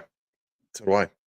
I sail the high seas for pretty much everything, except for Peacock, which I watch the WWE Network for, which is like $6 a month. They're the only ones that I give money to. If the WWE Network was still a thing and not on Peacock in the United States, I would just give WWE my money and not Peacock. I do like me some Curse of Oak Island, though. That's a great show. It's a good show. But no, I say that sell the high seas, because all these companies that tell you you're a bad person for believing this, or if you're that, it's like going, I ain't got time for that crap. I got no time for that crap. It wants the SA to become the core of a real people's army and a real National Socialist army, not an army of monocled aristocratic officers. This was a serious threat. Getting a little bit of because Germany's clipping army here. was restricted to I'm sorry. 100,000 men max by the Treaty of Versailles. The army. It is Sunday, and a lot of people stream on Sunday, so this was a little choppy. Objectives So very I might turn my camera off to see if that helps. strongly and began to threaten. Yeah, it seems to be Hitler helping. with a military coup d'état. As we move into 1934, the rivalry between the SA and the army is becoming a huge headache for Hitler. Hitler is confronted with a choice. I can have the army, or I can have the SA. And if the goal is this long-term plan to wage aggressive war, it's better to have a professional army than it is to have a bunch of drunken thugs with brass knuckles and pistols. He knows he needs to limit Röhm's power if he's going to maintain support from the regular army.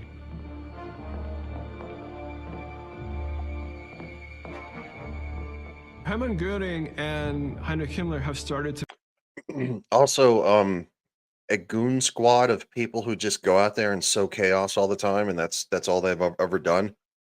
It's kind of hard to stop doing that, i.e. BLM, Antifa, hello. Once you open that door and it's very hard to shut that door, because those people are not going to want to not do that. That's where the term brown shirts come from, because these guys were literally the brown shirts going out there beating the snot out of people to force you to believe what they believe. To make an alliance at this time, and this is typical of relations within the upper echelons of the Nazi regime. Fear through political for political motivations is what is called terrorism. That is what terrorism is. So yes, Antifa is our actual domestic terrorists, because they're going out there to sow fear and violence to get you to believe in their political ideology. That's terrorism. That is the classic definition of terrorism. The brown shirts, the SA, were domestic terrorists for the Nazi Party. But once you don't need them anymore, it's hard for them to stop doing that crap. They got to go. They're useful idiots. There was a lot of petty jealousy, a lot of feuds, a lot of jockeying for position. Oh, yeah. And both Goering and Himmler are perceiving the SA as a threat. And so Goering and Himmler together ultimately really pushed Hitler in the direction of lashing out against Röhm and the SA.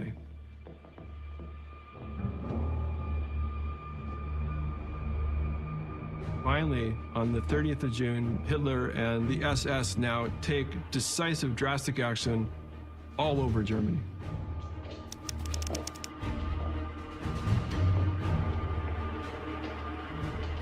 Night of the Long Knives.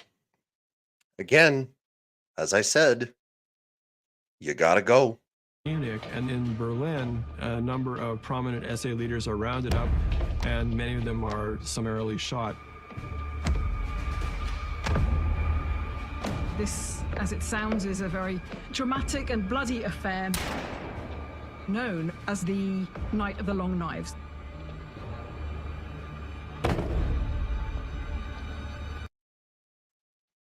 Shot and thrown over the railing.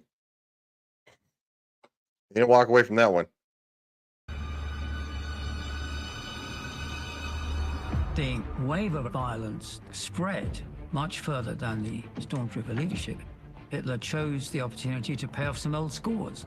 He was always a man of violence. Violent, visceral hatred against people whom he conceived of as his opponents.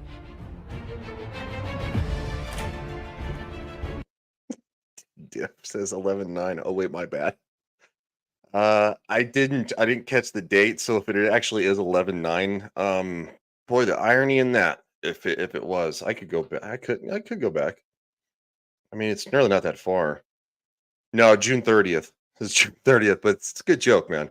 It's a good joke. But yeah, these dudes, look, they're just walking in, just shot the guy, shot his wife. Fuck it, whatever. Spread These are SS, right? These are the Gestapo. much further than the stormtrooper leadership. Hitler chose the opportunity to pay off some old scores. He was always a man of violence. Can't show that part. visceral hatred against people. Because you see the, yeah, shot him in the stomach and then shot him in the head. Whom he conceived of as his opponents.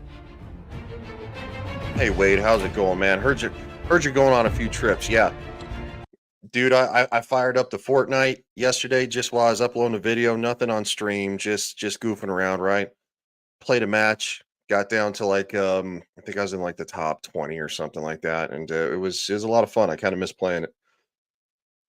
I'm gonna have to watch Inglourious Bastards now. Inglourious Bastards is a great movie. My only issue is obviously the ending is satirical. You know, they'll burn to death in the theater fire. It's just not realistic. But it's Quentin Tarantino. He's not really known for being realistic. Vice Chancellor Franz von Papen is put under. So the Vice Chancellor is putting on under house arrest. House arrest. This was the moment when von Papen's days as a kind of a master manipulator behind the scenes come to a screeching halt. It becomes very clear to him that if he tries to manipulate Hitler in any way, that he'll be killed. Hitler himself travels to a town outside of Munich, a place called Bad Wiese, where Ernst Röhm and the SA leaders were meeting. Hitler stormed. You know what, Wade? You know what? I could probably hop on for an hour. Yeah, or at least enough to play a couple of matches because I'm okay. I'm not great, but you know, Wade's I'm gonna be on Wade's team. He's gonna be like going, dude, I thought you played this game before. It's like, yeah. Through the hotel, pistol in hand. The SS then burst into their rooms in the hotel, shouting that there'd been an attempted coup.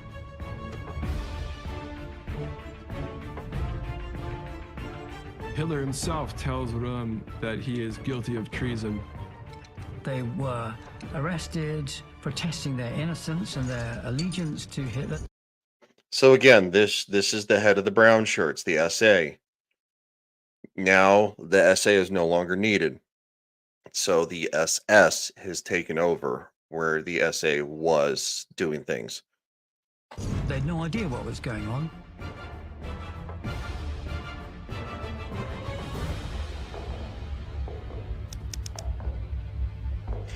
Stadelheim prison, Munich, 1934. Ernst Röhm is taken to Stadelheim prison in Munich. What must have gone on in Hitler's mind?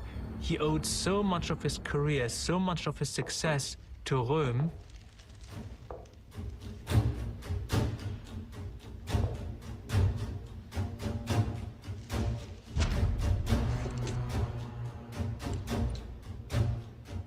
Röhm is given a pistol and he is told, you know what to do.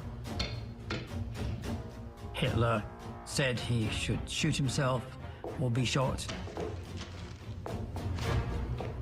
For Röhm, of course, this. It says Röhm arrested and charged again for a supposed coup. Not the truth. It's far from the truth. Must have been an incredible shock. I'd say no. I would you'd have to shoot me. I'm not gonna shoot myself, sorry.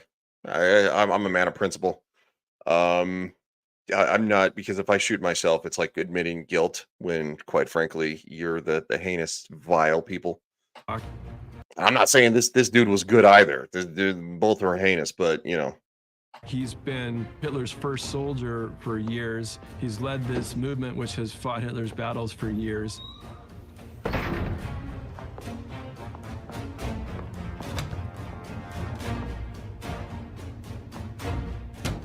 Röhm refuses to shoot himself.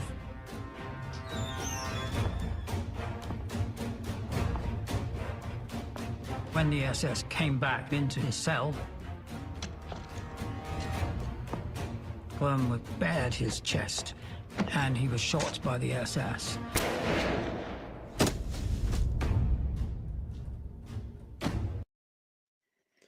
And the article, Hitler purges Nazi party by death method.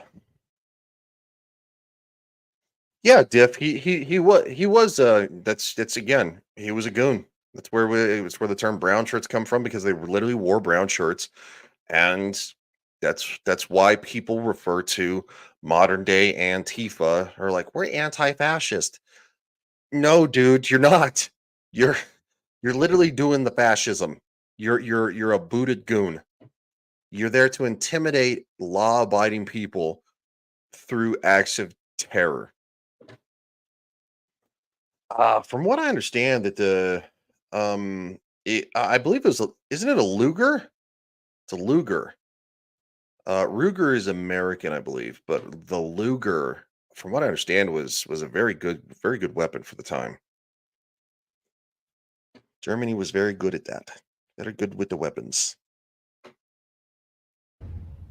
The Night of the Long Knives is a turning point in the history of Nazi Germany. Around 100 people were shot. The Nazis were prepared as a government to murder their political opponents.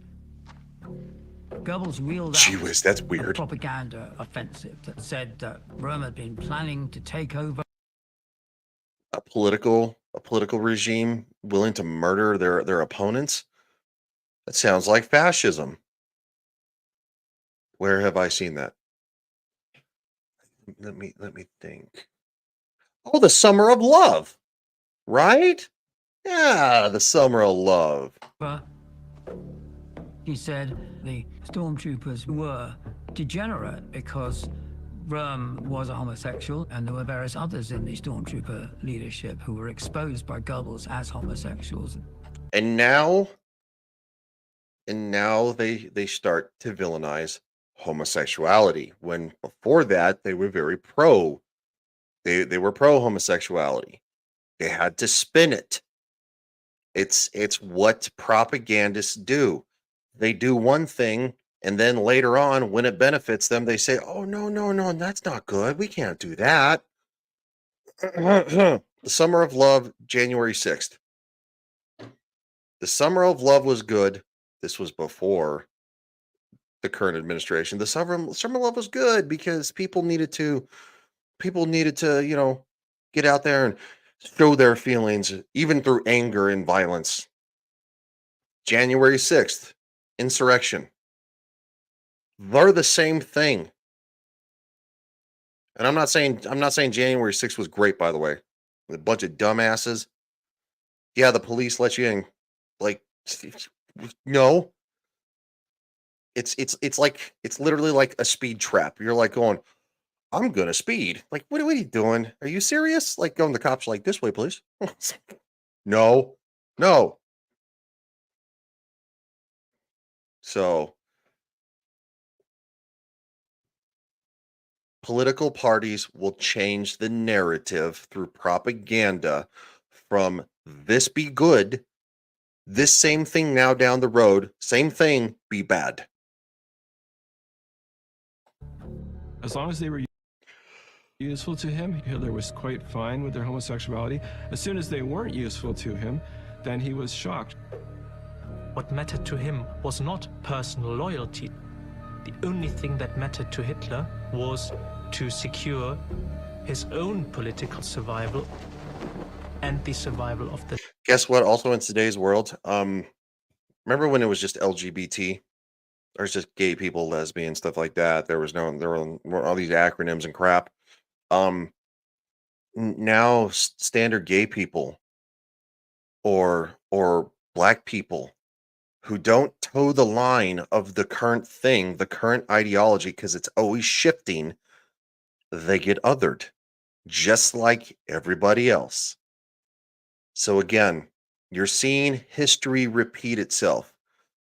What gay people being able to get married, I was all for, dude. I'm all for. They can be just as miserable as the rest of us, right? You know, that was the joke. But it was true. I don't care. I don't care. But now you're not special anymore. Now the trans people are the most special, and if you don't get on board with them going into the bathrooms, you're to be taken prisoner. This one is just metaphorically for the most part still. But there are places like the UK and Canada where hate speech is a crime that is an arrestable offense. That's psycho. That's not freedom of speech. If you want to be a Nazi in today's world, I think you're a heinous person. I think you're an awful person. You believe that crap. You truly believe it. But it's your right to say it. And it's my right to say, dude, you suck ass. This is what I believe in. The red, white, and blue. Freedom of speech. Freedom for everyone. Man, woman, child. No, that's not what's going on.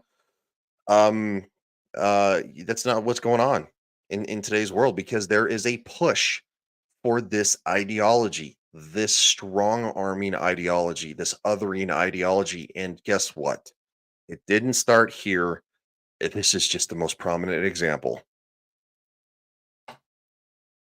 The Nazi regime. In dieser Stunde war ich verantwortlich für das Schicksal der deutschen Nation. I'll read this for you guys, and because I can't keep it on the screen for too long. Netflix is going to hit the fact. It's going of the Nazi regime. Copyright me. In that hour, I was responsible for the fate of the German nation,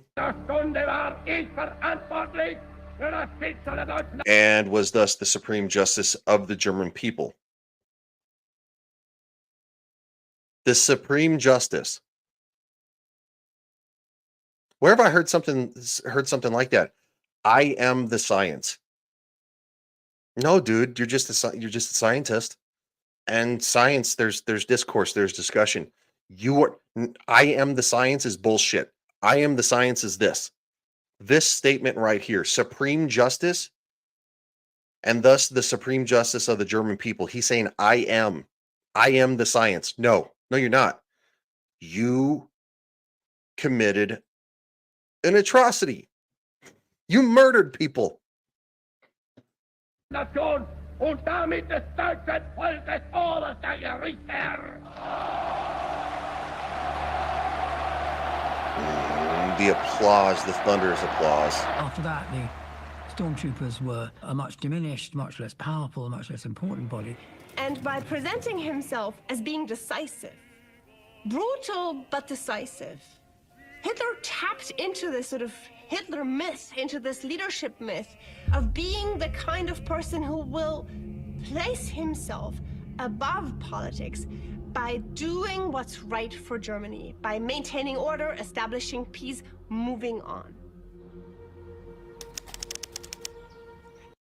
Nuremberg, September 1934. In this context, the Nuremberg Party Rally of 1934 is held. The Nuremberg rallies had... So Nuremberg, one of the reasons it was picked is because this is where one of the I believe it was the largest, if not one of the largest, Nazi rallies in history ever took place. So Nuremberg was the place that was chosen to do the trials. Begun in the mid-20s as an annual Nazi ritual to gather the faithful and renew their enthusiasm for the political task of the movement. Triumph of the Will was the film that Leni Riefenstahl made of the 1934 Nuremberg Party Rally. Leni Riefenstahl had started off as a film actress, and then she moved into directing. Hitler was very much a fan, and he was very enthusiastic about the idea of having her make a very elaborate film about the Nuremberg Party Rally. Lots has been written about Nazi propaganda. Damn it, Diff. He says, I love that movie. Oh, man, that's funny. Again, shout out to everybody that's watching. You guys are awesome. I will one more time share real quick my history channel link because again, on Legion Talk, that is more pop culture.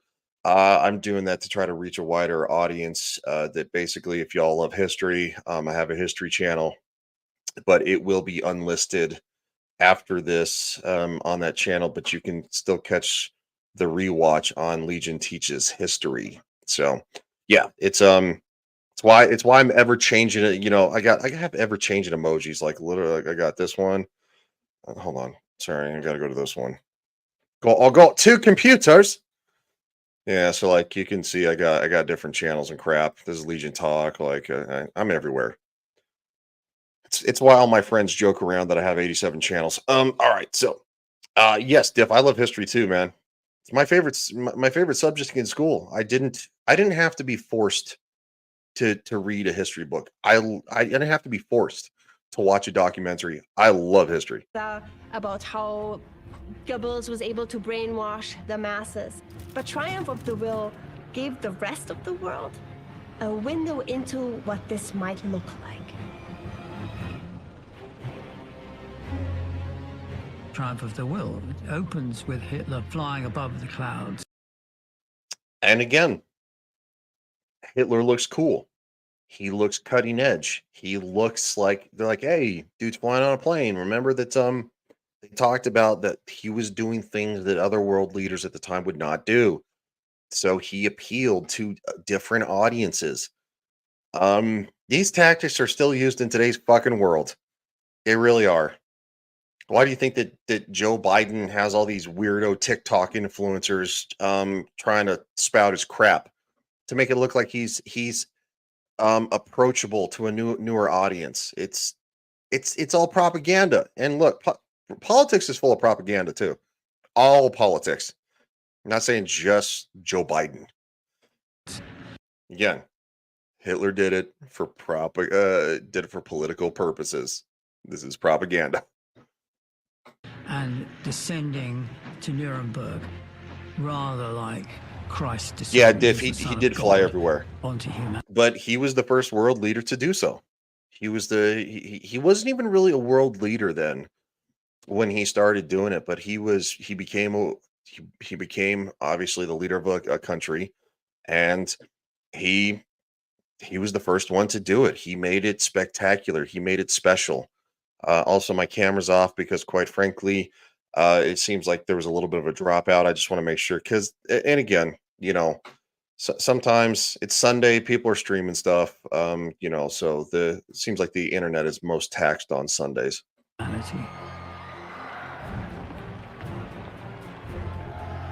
Yeah, you can see it's still kind of choppy, even with my camera off. This film is perhaps the greatest example of the Hitler myth. Hitler as the savior. Ain't no myth, bro. Ain't no myth. These are there's real crowds. We showed footage of a reporter seeing these crowds. So yeah, I hate to say it. I don't like the man, but he led a movement. He got people behind said movement. It's not a myth. I mean, it was manufactured. If that'd be a better word for it, manufactured, but not myth. He was charismatic, and that sucks too. Fooled a lot of people. This film is perhaps the greatest example of the Hitler myth. Hitler as the savior of the German nation.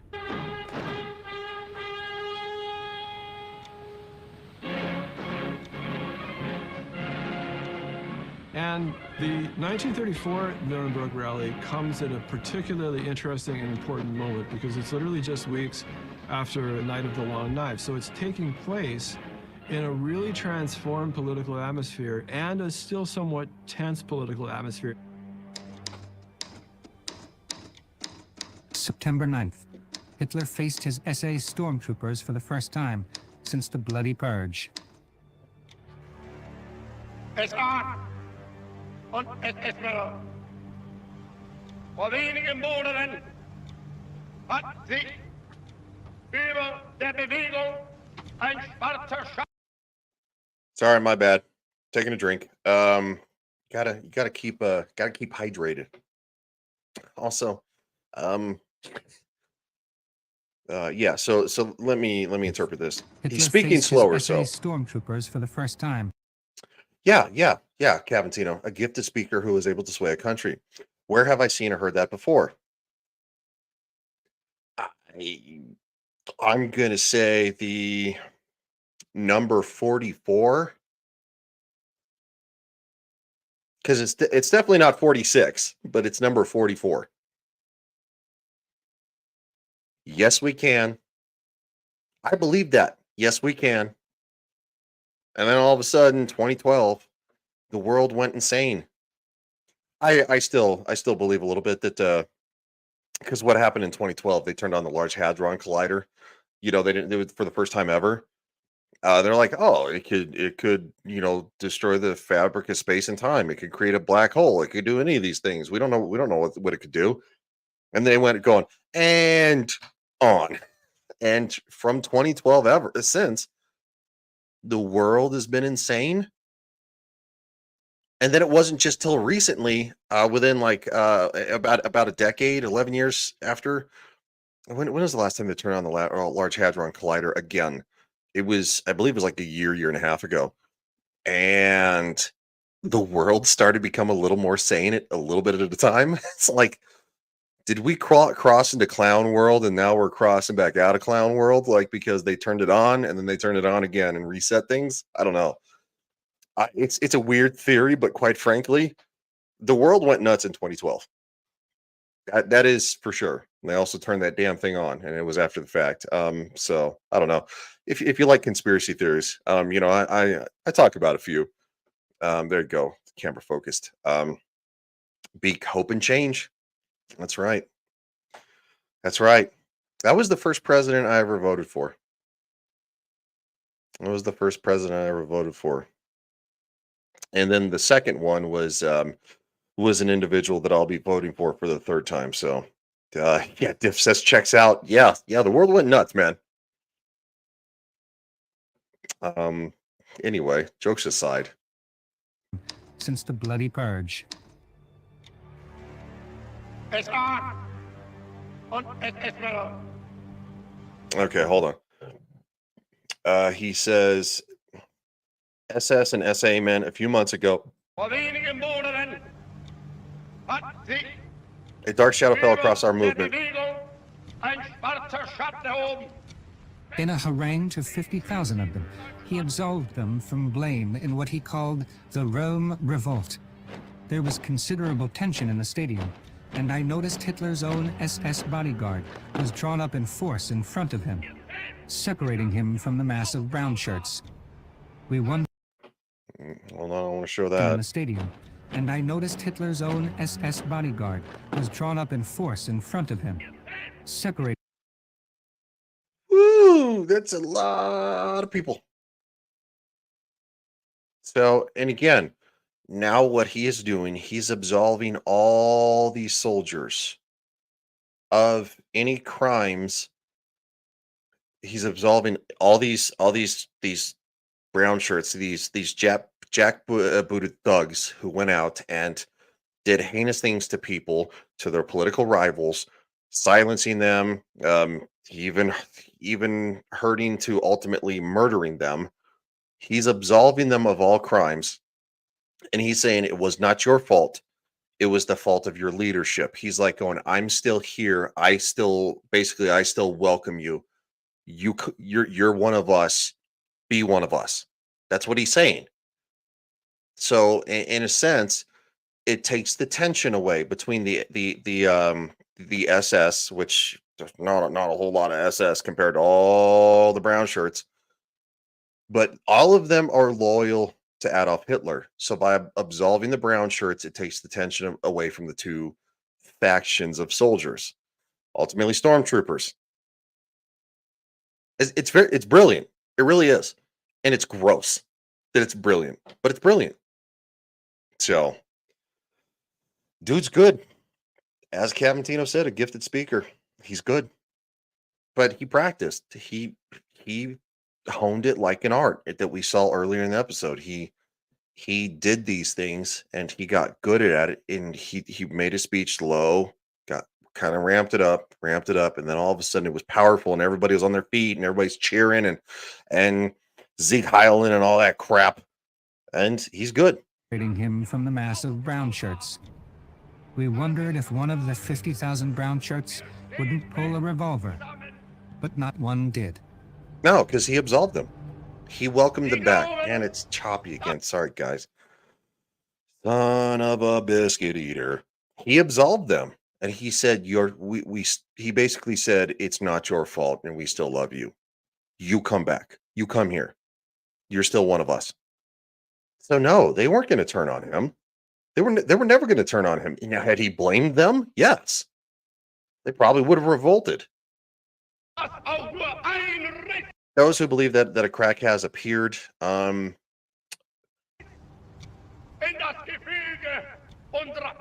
our movement are mistaken. And he said, and again, our movement. Yeah, stormtroopers are cool as fuck, but they can't shoot for shit. No, they can't.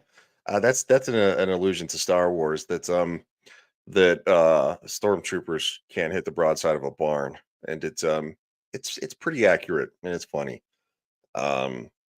So yeah, so again, he's saying our movement are mistaken. It stands as firm as this stone here. The stone he's standing on.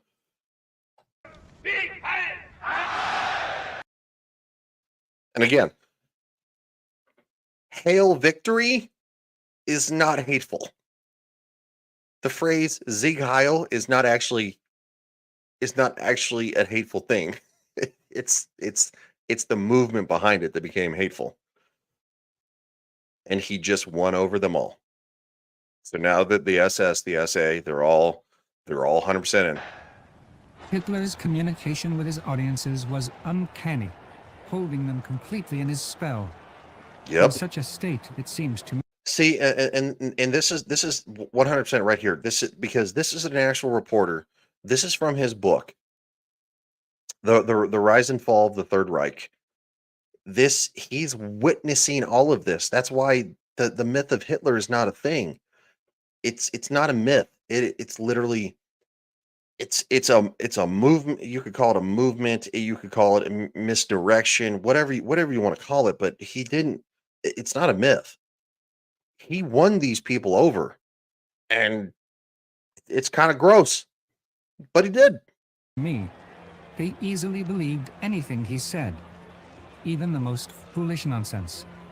Adolf Hitler had come a long way from his hungry days as a tramp in Vienna.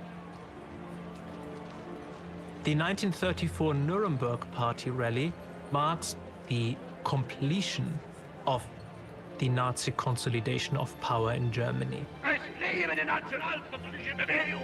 Es lebe Deutschland! Hitler, of course, is... There you go. Es lebe Deutschland! Hitler, of course, is called a madman. He's called all sorts of extreme things. But if you look at the steps that he takes, almost like chess pieces on a board, he was very, very clever and actually very, very successful. Ding, ding, ding. Hitler has eliminated political enemies, murdered the SA leadership. In August 1934, Reich President von Hindenburg dies, and almost immediately, Hitler declares himself head of state, head of government.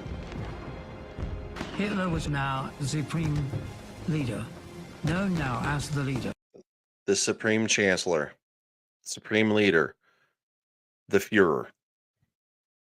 The president dies, and he has taken away civil liberties. He's taken away, I can probably be on camera because I'm not streaming this part right now. He's taken away civil liberties. He's taken away everybody's rights for everything. So when you take a right away from someone, freedom of speech being the biggest, the Second Amendment, they didn't have no Second Amendment there. Guess what? They took all the guns from the German people. After they took power, you take speech, you take weapons, you have no way to fight back against the most heinous crimes in history. You have no way to defend yourself. You can't verbally defend yourself. You can't physically defend yourself. This is why I say that in today's world, y'all need to wake the mother puss bucket up. This is a playbook that has been used throughout history. This is, again, the most heinous way to do it. They're not, but Hitler could say the craziest things. He could have the craziest ideas, the craziest gaffes, and they still believed him. They defended him tooth and nail. It's not good. Freedom of speech is the most imperative thing, human right ever, because you get to say, no, I'm not doing that. No, I will not believe what you believe. No, that's heinous. You don't get to call other people these things and get away with it. You don't get to make them the villain in your story. You don't get to other people and then drag them from their homes like they did the Jews and the communists before that.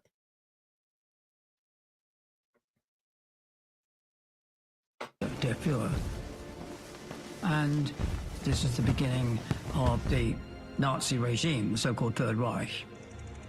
Hitler adopted the name the Third Reich because he wanted to echo the greatness of German history. The First Reich, the Holy Roman Empire, when Germany dominated so much of Europe.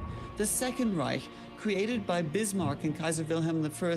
Of course, World War I intervened and destroyed that, and Hitler wanted to recreate Germany as the Third Reich. This third great empire that was going to dominate all of Europe for 1,000 years. Nuremberg was the best possible introduction to the nightmarish world Adolf Hitler was beginning to create in his adopted land. I began to comprehend it did not matter so much what he said, but how he said it. In such an atmosphere, every lie pronounced is accepted as high truth itself. The new Germany would be strong but peaceful, wanting only justice and equality. It was a theme I would hear the dictator dwell on dozens of times in the following years, but it already began. Freedom and justice and equality for those who believe. For those who believe. If you believe this, freedom, justice, equality for you. If you don't, if you speak out against me, we'll drag you from your homes. And eventually, they started shooting people in the streets.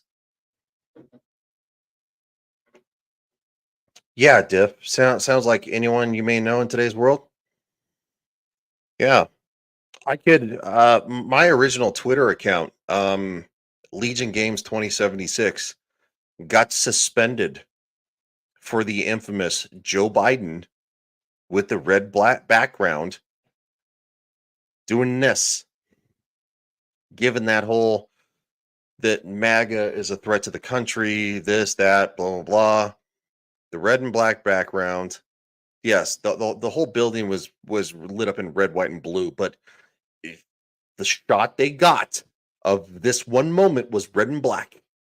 And he's doing this. Where have I seen this? And he's vilifying, he's othering people. He's othering 75 million Americans, saying they're a threat to democracy. 75 million Americans. Othering them like the communists, like the Jews. And I shared a meme that somebody basically put the Nazi eagle on the front of the podium and in the back, and like the drapes in the background. And it was a meme. It was a joke. This is under old Twitter, by the way, so I haven't had that thing in fucking forever. So and it got suspended for hate speech. It got suspended for hate speech. Yeah, Legion Games 2076. Still don't have that account. I got it back under Elon Musk for that long. But then, and again, because Elon can't monitor everything, there are still idiots inside of Twitter. It got taken down for evading a suspension, suspension evasion. I was like, I literally appealed to you guys and I got it back, but within a week it was taken back down. And now that Elon can't monitor things the way he used to, I still don't have that account back. I've sent numerous messages, and quite frankly, I'll probably send one today because I'm going to keep pestering them and pestering them and pestering them until they give me my account back. Even though my current account actually probably has more followers than the previous one, but still. I'm just saying. Saying that a group of people are a threat to this country and a threat to democracy is vilifying them. It's othering them. You're saying that acts of violence from the most extreme on your side, Antifa, BLM, are allowed to do heinous things to them. This is literally what they did. This is what they did. Y'all, I mean, I'm just saying, anybody who watches this stream, not everybody in the chat, I mean, because y'all are here, y'all are still listening to me, because quite frankly, it's you guys see it. Common sense says no. The Bill of Rights is in the U.S. Constitution for a reason, to prevent this from ever happening. Oh, look, we just lost a couple of viewers. Hey, look, y'all don't look. I'm not here to tell you what to politically believe. You like Joe Biden, go nuts. But the tactics of what's going on is not good. It's not good. I'm not saying that Donald Trump's the best president in the history of the world. I've never said that. I'm just saying that silencing free speech, silencing your political opposition is a slope to Nazi Germany, and we have forgotten history. Began to have a hollow sound for me. What Hitler really meant, it would become clear, to me at least, was that Germany would keep the peace while preparing for war.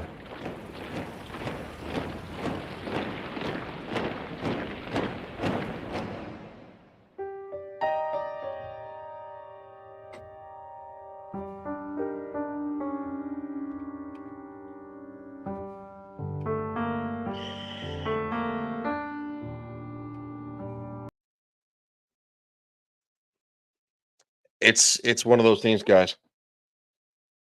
It's one of those things that we are on the we're on the verge of World War III. We're on the precipice of the United States falling into. Look, Tim Pool screams Civil War all the time. Maybe not with his hands up, but we're in a cultural war. And yes, you can hate the man, but Vladimir Putin, Russia had a cultural war. And it's what we're doing, because we are the youngest country, basically, for the most. We're one of the youngest countries on this planet. China has had a cultural revolution to where these kind of horrendous ideologies. Rome fell over identity politics and perversion. When people on welfare, I think Rome fell with some 60% of people on welfare. sexual perversion everywhere. Like, y'all do you, but vanity is not the way to go. Societies that focus on vanity, on self-identity, on this, on that. These are societies in decline.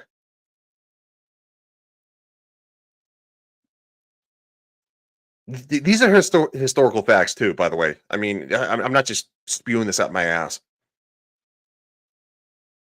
So no, just shelling out money to everybody, be like, "Going, you get money, you get money. Let's print all the money." They're putting this country in so much debt that, quite frankly, groceries are are too much. Target and Walmart both put out saying, "Hey, you know what? We're despite the costs of right now, we're lowering our prices a little bit because we're trying to get people to come back." But this is what happens when you print money like it's going out of style. I don't care what what you believe in, what country you think is moral and good.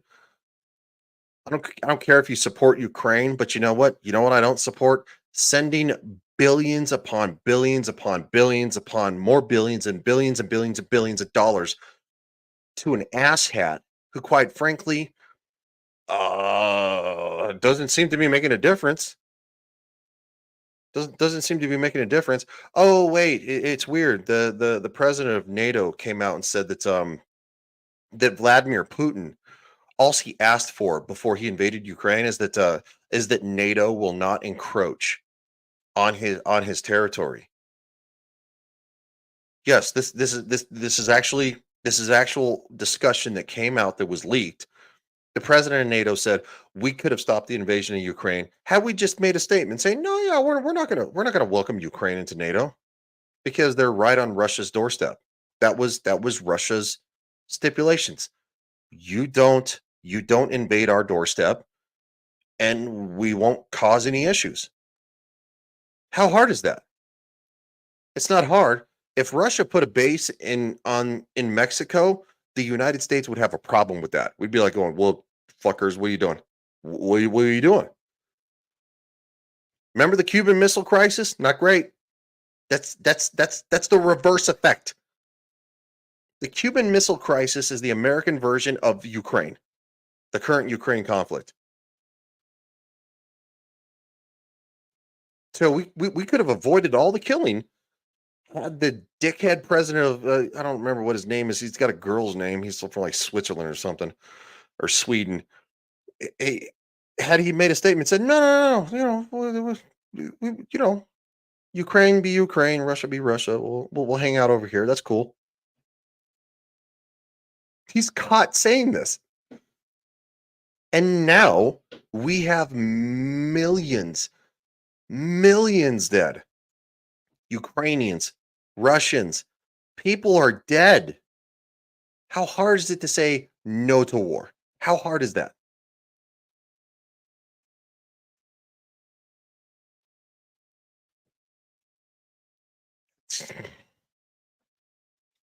And now Germany and the UK and the United States are are just discussing bringing back conscription, the draft, drafting your children to go to war. If you're a parent and your kid wants to join the US Army, you need to have a serious conversation with them, let them know the ins and outs, and let them make an educated decision at that time. I signed on the dotted line at 16 and a half. Now, I could have, if it wasn't for my MOS being military police, which you had to be 18, but as soon as I turned 18, August 4th, I was gone a month later on September 4th. I signed up after 9/11 on my own accord. My parents had conversations with me. I had conversations with my recruiter who was honest with me, and that's the way it worked. But now they're trying to bring back the draft to say you either go or we throw you in jail. Think about that. think about the course that we're on. Tensions are so high. You're welcome, Diff. It was my pleasure, man. Seriously, my grandfather did it. He was, my real father was my actual the person who I consider my dad is my stepdad. Awesome man. But for before my mom met him, my grandfather, my mom was a single parent. She had to work, and my grandparents kind of raised me for a lot of the time. And my grandfather was probably the most prominent figure in my life until my dad came around. Um, and he was in the Air Force. He was in the Army Air Force. Well before it was just the Air Force, it was the Army Air Force. So that kind of gives you a timeline, the 50s. But ask yourself why prominent members of Congress on a certain side that supports Ukraine without question are asking for your children to be able to be drafted again.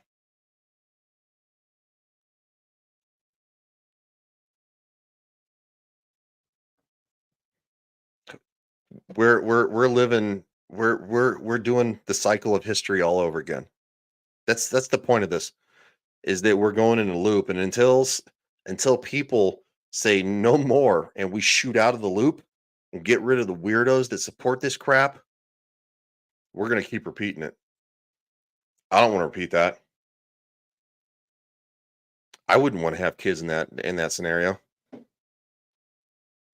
So, all right, I'm off my soapbox. The soapbox is done. Thank you for watching. You guys are great. The chat, always. If it wasn't for you guys, there would be no me. And still to this day, I don't understand why people listen to me, because I try to go back and like re-listen to my own videos like this because I think there was a mistake or something. And I'm like, why does anybody listen to me? But I think that's just because, like a lot of, actors and like musical artists, they're like going, oh, I never listened to myself. I can't do it. So shout out to you guys, the chat. You guys are the best. Seriously. Wookie says later, man. Kevin T says, out of curiosity, why does Ukraine need an embassy in the Philippines? Well,